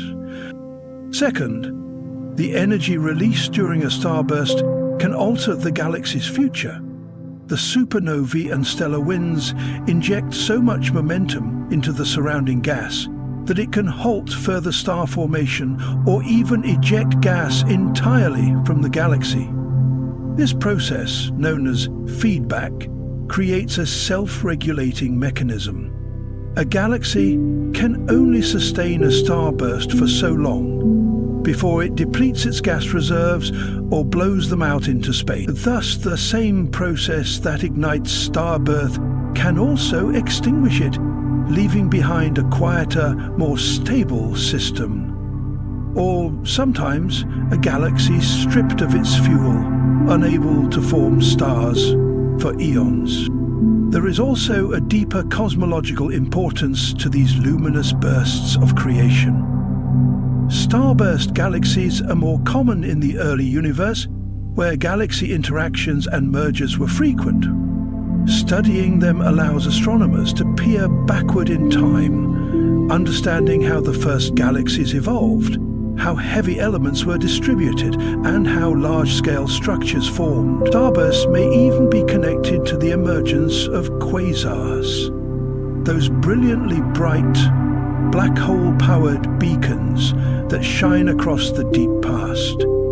In some cases, the same galactic collisions that trigger a starburst also feed the central black hole, setting off a chain reaction of cosmic activity that transforms the galaxy entirely.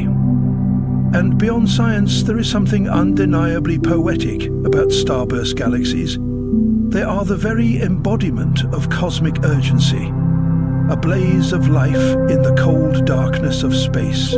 They speak to us about energy, transformation, and the delicate balance between growth and destruction. In their glowing cores and radiating winds, they offer a glimpse of the universe at its most active and alive, showing us that galaxies are not static ornaments, but dynamic entities shaped by pressure, momentum, and the relentless pulse of birth and death. Even their infrared and radio signatures tell a story. Much of their activity is obscured by dust, hidden from visible light, but revealed in other wavelengths. This makes starburst galaxies prime targets for observatories like the James Webb Space Telescope, which can peer into these dust-shrouded regions to reveal the tangled dance of stars being born amid clouds of gas. In doing so, we not only witness the inner workings of starburst galaxies, but also refine our understanding of stellar life cycles, galactic evolution, and the chemical heritage of the universe itself. And as we leave behind these luminous furnaces of creation, we are once again drawn toward mystery, toward that other side of galactic behavior that does not involve bursts of activity, but rather silence, decay, and disappearance. The universe, in all its grandeur, is not only a place of expansion and birth, it is also home to fading light, to celestial phenomena that whisper of ends rather than beginnings. And so, as we transition forward, we enter the domain of Outline 14, where we will explore the enigmatic nature of dark galaxies, galaxies without stars, invisible to ordinary observation, yet teeming with dark matter and hidden potential, veiled in the silence of the cosmic void, intergalactic stars, the loneliest wanderers in the cosmos. As we depart the heart of starburst galaxies, those luminous engines of creation, we are drawn toward a far more solitary and silent region of the universe. It is a realm not defined by frenetic birth or gravitational clashes, but by isolation, motion, and mystery. Here, between the vast gulfs that separate galaxies, travel stars that belong to no stellar city, no spiral arm, no galactic nucleus, these are the intergalactic stars, often called rogue stars, celestial exiles drifting through the dark vacuum between galaxies, untethered and alone. To understand the profound nature of these wandering stars, we must first grasp the environment they inhabit. The space between galaxies, known as the intergalactic medium, is vast and almost unimaginably empty. In these regions, the density of matter is so low that even light takes millions of years to travel between recognizable landmarks. Yet, scattered across this cosmic void are stars that shine, burn, and age like their galactic cousins. But with one critical difference, they do so in isolation. The existence of intergalactic stars was first proposed as a theoretical consequence of galactic interactions. When two galaxies collide or pass closely by one another, the powerful gravitational forces involved can fling stars out of their home systems. These ejected stars are accelerated to such high velocities that they escaped the gravitational pull of both galaxies, hurtling outward into the intergalactic abyss. This process is not random chaos. It is governed by the elegant laws of orbital mechanics and the conservation of momentum. The most common mechanism involves gravitational slingshots, where stars near the core of a merging system are caught in the complex ballet of colliding tidal forces and flung outward with enough energy to break free from their galaxy's embrace. Observational confirmation came slowly, due in large part to the difficulty of detecting stars in deep space without the background glow of a galaxy. But with the advancement of deep field telescopes and instruments sensitive to faint light sources, astronomers began to identify luminous points floating between galaxies in clusters like Virgo and Coma. These stars, many of them red giants and supergiants, were too far from any galaxy to be bound to one, and their spatial distribution made clear that they were not mere statistical outliers. Instead, they represented a population of stars that had been torn from their homes and scattered across the intergalactic medium. The implications of these stars extend far beyond their unusual positions. Intergalactic stars act as tracers, natural probes that help map the gravitational and structural dynamics of galaxy clusters. Their distribution can reveal the history of past mergers, the mass distribution of dark matter halos, and the violent processes that have shaped the architecture of the universe. They are, in a sense, the fossils of cosmic violence, silent witnesses to events that unfolded over billions of years. Moreover, these stars challenge our understanding of stellar evolution in isolated environments. Most stars live within galaxies, where interstellar gas, magnetic fields, and stellar neighbors influence their formation, movement, and eventual death. But intergalactic stars exist largely without these interactions. They are solitary in the truest sense, evolving without the feedback mechanisms that govern galactic stellar populations. This isolation could lead to subtle differences in their lifespans, rotation rates, or end-of-life behavior, differences that are still being studied and debated by astrophysicists. Some of these rogue stars are hypervelocity stars, traveling at speeds so extreme that they were likely ejected not just by merging galaxies, but by interactions with supermassive black holes. When a binary star system strays too close to such a black hole, tidal forces can rip it apart, flinging one star into intergalactic space while the other is devoured. These events produce some of the fastest objects in the universe and demonstrate the raw, destructive power of galactic core. Even more intriguing is the possibility that some intergalactic stars carry with them planetary systems, entire solar systems cast adrift in the cold dark. These potential rogue planets, orbiting stars far from any galaxy, might harbor moons, atmospheres, or even the elemental ingredients of life, all while flying through a universe that offers no nearby suns, no galactic context, and no celestial neighborhood. While purely speculative for now, the existence of such orphaned worlds poses deep philosophical questions about life's resilience and its possible emergence in environments we have barely begun to understand.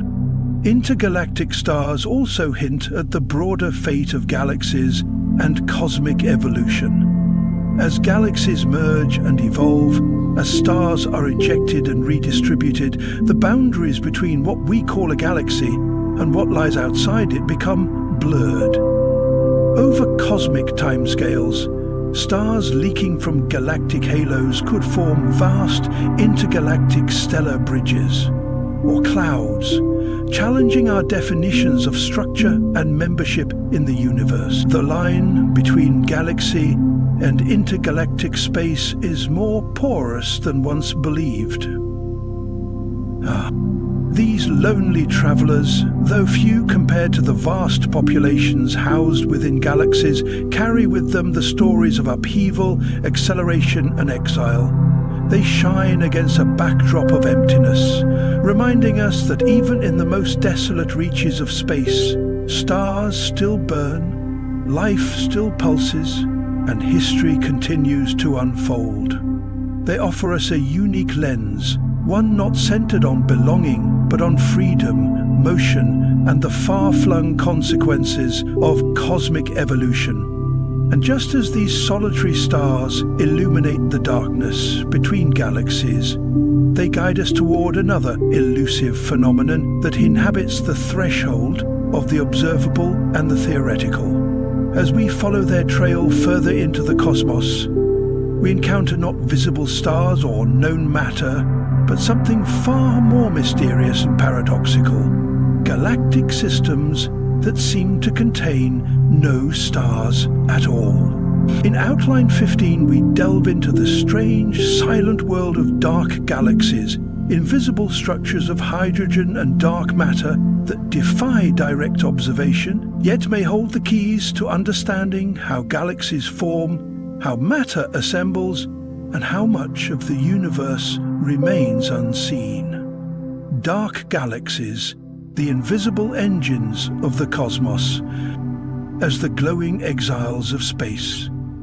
The intergalactic stars drift through the cosmic void in solitude.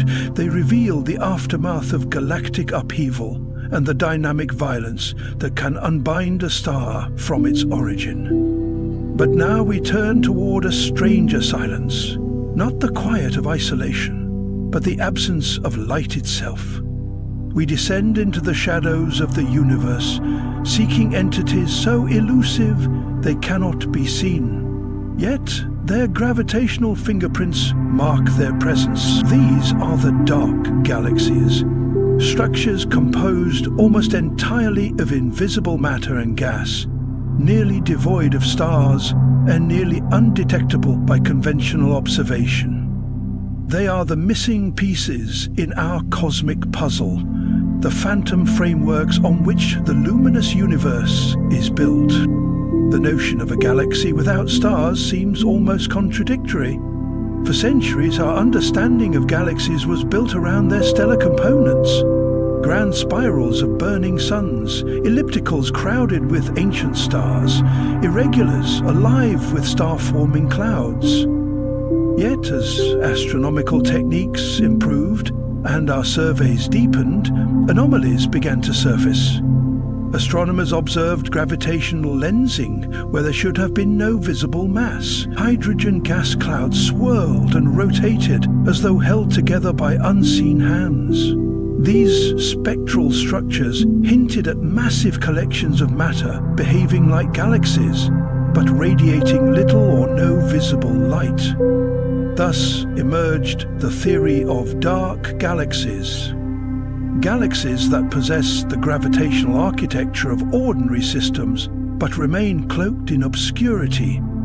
The primary signature of these entities lies in their hydrogen content. Neutral hydrogen emits radio waves at a specific wavelength, a spectral fingerprint that allows radio telescopes to detect and map vast clouds of interstellar gas. In regions where no stars are visible, but where this 21-centimeter line is strong and coherent, astronomers infer the presence of gas-rich galaxies that have failed to ignite into light. They rotate like galaxies, move like galaxies, and interact with other cosmic structures as galaxies do. Yet they shine with almost no visible light. These are the dark galaxies, whispering their existence through the quiet hum of hydrogen. One of the most compelling candidates for a dark galaxy is Virgo He 21, a hydrogen-rich cloud located in the Virgo cluster. This object exhibits a strong rotational signature, implying a massive gravitational source. Yet deep optical surveys reveal no stars.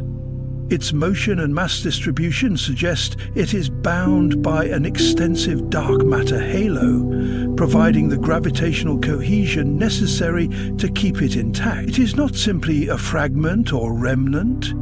It behaves like a galaxy, just one in which star formation has been suppressed or never initiated. This brings us to the deeper mystery. Why would a galaxy fail to form stars?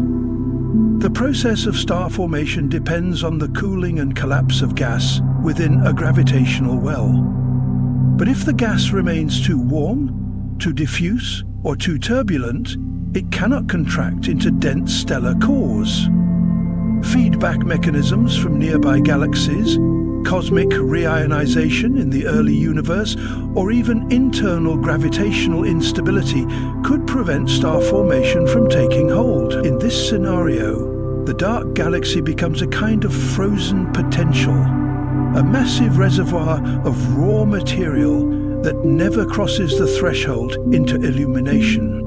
Dark galaxies may be more than rare oddities. They could play a foundational role in galaxy formation itself. According to simulations of the early universe, galaxies formed through hierarchical assembly. Smaller structures merged to form larger ones, building complexity over time. Many of the earliest building blocks may have been dark or nearly dark, aggregating gas and dark matter before conditions became right for star formation. In this sense, modern dark galaxies may be evolutionary holdouts, primordial remnants from an earlier cosmic era caught in suspended development. Moreover, these elusive structures challenge our methods of cosmic census. The luminous universe, the stars, the galaxies, the glowing nebulae, is only a partial map. If dark galaxies are numerous, then we may be drastically underestimating the number and distribution of galactic systems. Their presence may explain discrepancies in mass calculations for galaxy clusters, or the mismatch between observed and predicted satellite galaxies in galactic halos. The so-called missing satellites problem. The lack of visible small galaxies around the Milky Way compared to what models predict could be partly resolved by accounting for non-luminous satellites that lurk just beyond the reach of our optical instruments. Detecting dark galaxies requires more than visual scrutiny. It demands multi-wavelength observations, gravitational studies, and careful modeling of gas dynamics. Instruments like the Arecibo Observatory, before its collapse, and current arrays such as ALMA and the upcoming Square Kilometre Array are critical to mapping these spectral shadows. As technology advances, we edge closer to illuminating what has long remained in the dark. There is a poetic irony to these entities. In a universe defined by light, it is the dark that often holds the most mass, the most influence. Dark matter itself, which constitutes the majority of galactic mass, is invisible. And now, with dark galaxies, we face the reality that entire systems of stars may be ghostly in nature, not in the process of fading, but never having truly ignited. These silent structures, unlit but gravitationally active, are reminders that the cosmos is not limited to what we see. They demand humility in our exploration, a recognition that our senses and tools, powerful as they are, reveal only a narrow slice of reality. The fabric of the universe is woven with both presence and absence, and the dance between the seen and the unseen may be the key to understanding it all. And as we leave these hidden galactic phantoms behind, we are led to yet another cosmic mystery, one where light, rather than being absent, is bent, magnified, and sometimes multiplied. In Outline 16, we step into the extraordinary phenomenon of gravitational lensing, where massive objects warp the very shape of space itself, turning galaxies into cosmic lenses and revealing the deepest secrets of the universe through the curvature of light, galaxy clusters, and the cosmic web, the architecture of the universe. Emerging from the veiled domain of dark galaxies, those elusive, lightless scaffolds of cosmic evolution, we are now drawn outward into the grand design that holds the entire universe together, where dark galaxies represent the hidden microstructures of the cosmos, galaxy clusters and the cosmic web define its overarching form. This is the vast and dynamic framework upon which all matter, light and movement are suspended. It is a structure that does not merely house galaxies, it organizes them, sculpts their motion, and dictates the paths of energy and time itself. Galaxy clusters are the largest gravitationally bound systems in the universe. They are not mere groupings of a few galaxies drifting near one another, but enormous congregations.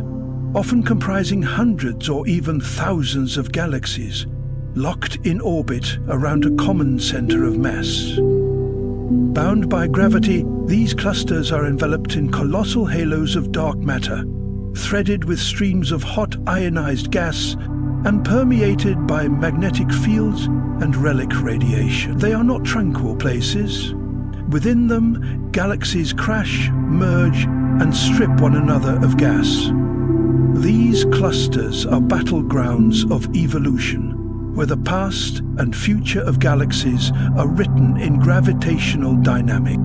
Each galaxy within a cluster is like a single spark in a roaring bonfire. Some glide quietly through the intracluster medium, while others interact violently, distorted by tides and ram pressure, triggering bursts of star formation or extinguishing it entirely. The environment of a cluster can radically reshape a galaxy's fate. It can strip away the cold gas needed for star formation, turning spirals into ellipticals and quenching galactic youth in favor of ancient starlight. The physics at play within clusters is governed not just by gravity, but by the interplay of radiation, shockwaves, plasma turbulence, and dark matter flows. These vast regions are the laboratories of cosmic behavior. Yet even these massive clusters are not isolated. They are connected to one another through a deeper, more intricate structure, the cosmic web.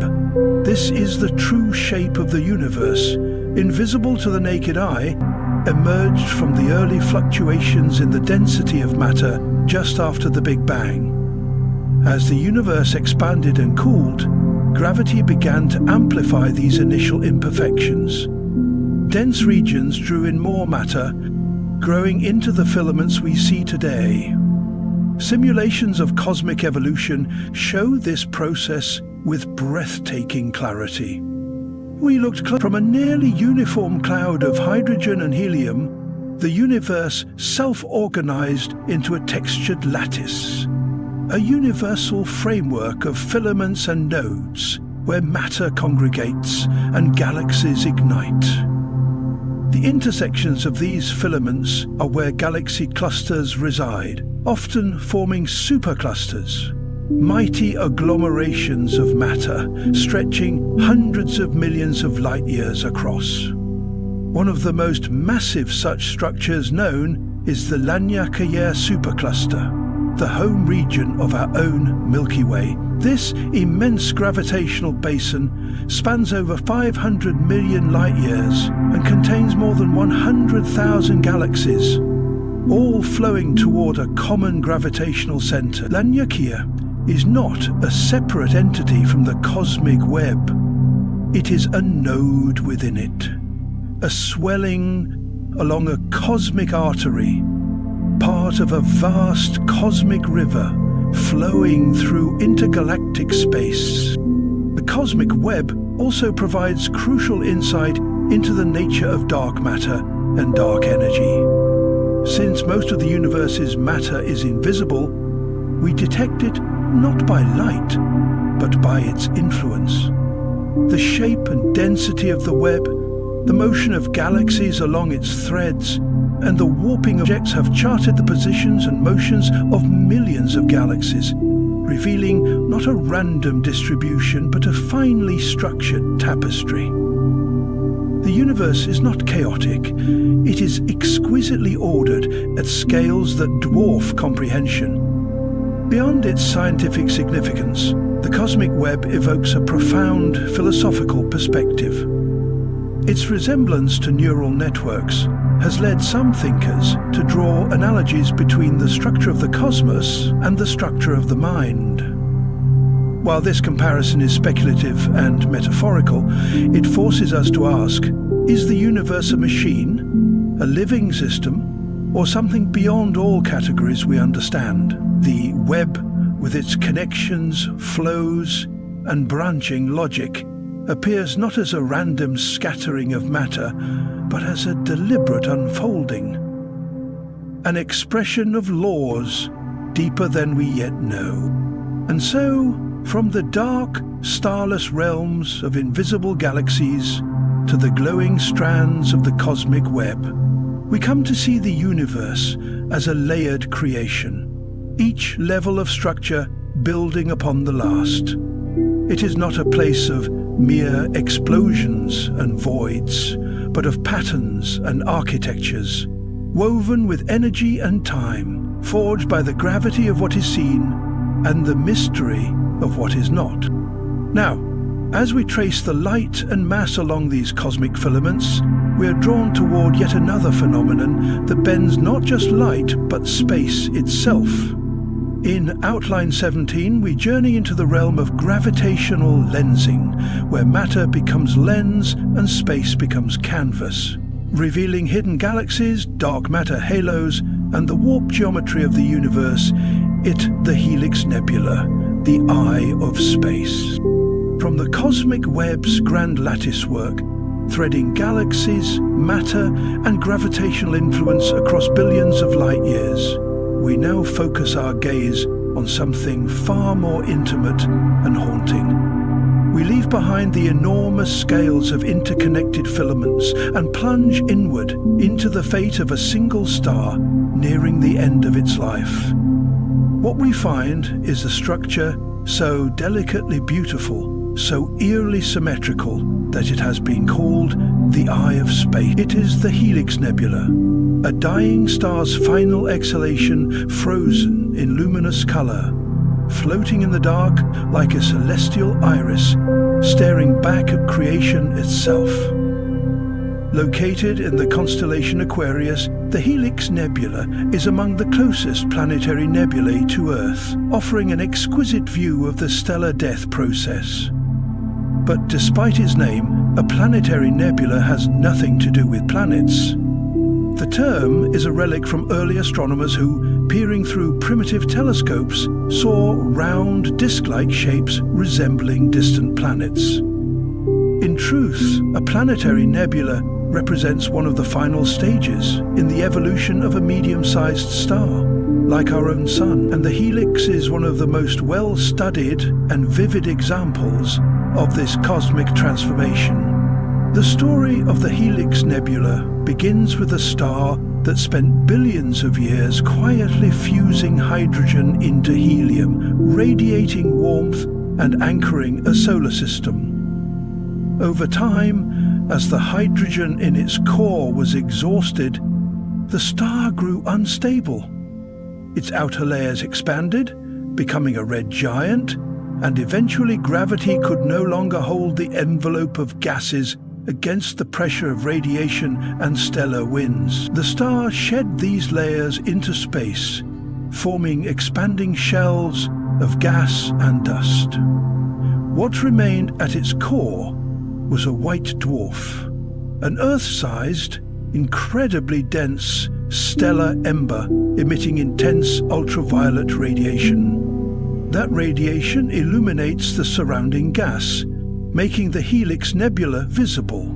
The result is a glowing, multicolored structure shaped by fluid dynamics, magnetic fields, and centuries of stellar winds. The central region glows blue from ionized oxygen, while the outer edges burn red and orange from hydrogen and nitrogen. At the center of this stunning display, the white dwarf glimmers faintly, like the pupil of a ghostly eye. One of the most intriguing aspects of the Helix Nebula is its complex internal structure. What appears to be a simple ring is, in fact, a multi-layered cylinder, an illusion created by viewing a three-dimensional object from a single angle. Advanced imaging has revealed filamentary strands, comet-like knots, and radial spikes of material, all moving outward into interstellar space. These cometary knots, each larger than our solar system, are dense clumps of gas with long, trailing tails pointing away from the central white dwarf, shaped by photoionization and pressure gradients. Their existence was once unexpected and now remains a subject of deep astrophysical interest, as they may influence the final dispersal of the nebula. The helix is not just a pretty sight. It is a stellar autopsy, a snapshot of what will eventually happen to the Sun. Billions of years from now, our star will swell, shed its layers, and become a white dwarf surrounded by a planetary nebula. The Earth will likely be consumed or left as a dead, frozen relic drifting through space. The helix, then, offers not only beauty but foresight. It is a window into both our origin and our destiny. The carbon, oxygen, and heavier elements scattered by the death of stars, like the one that formed the helix, are the very materials from which planets, oceans, and organic life arise. In its death, the star becomes a seedbed for new creation. Observations of the helix across different wavelengths, from visible light to infrared and X-ray, have revealed more than just glowing gas. They show shock fronts, interactions with the surrounding interstellar medium, and the cooling paths of matter as it disperses into the galaxy.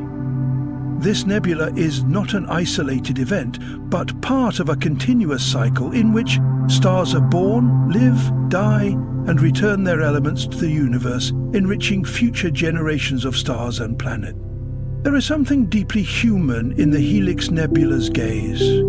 Across cultures and civilizations, eyes have symbolized awareness, vigilance, and the soul. To look upon the helix is to feel observed by the cosmos itself, as if the universe, through its processes of creation and dissolution, bears witness to its own unfolding. Its symmetry speaks to order within decay, structure within entropy, and its silent light, traveling across hundreds of years to reach us, reminds us that we are part of this grand stellar continuum, that the atoms in our blood once burned in stars and will one day return to them. The helix is more than a structure. It is a metaphor made real by astrophysics. In it, we see the convergence of beauty and finality, science and symbolism. It teaches that the end is not an end at all, but a transformation, a dispersal of being into wider fields of possibility. And as we drift from the eye of space, we are once again invited to look further, not just with our instruments, but with our imaginations. From the disintegration of a single star, we now move to the bending of space itself. In Outline 18, we explore the astonishing realm of gravitational lensing, where gravity becomes not just a force, but a lens that reshapes light and behind the veil of distance and time.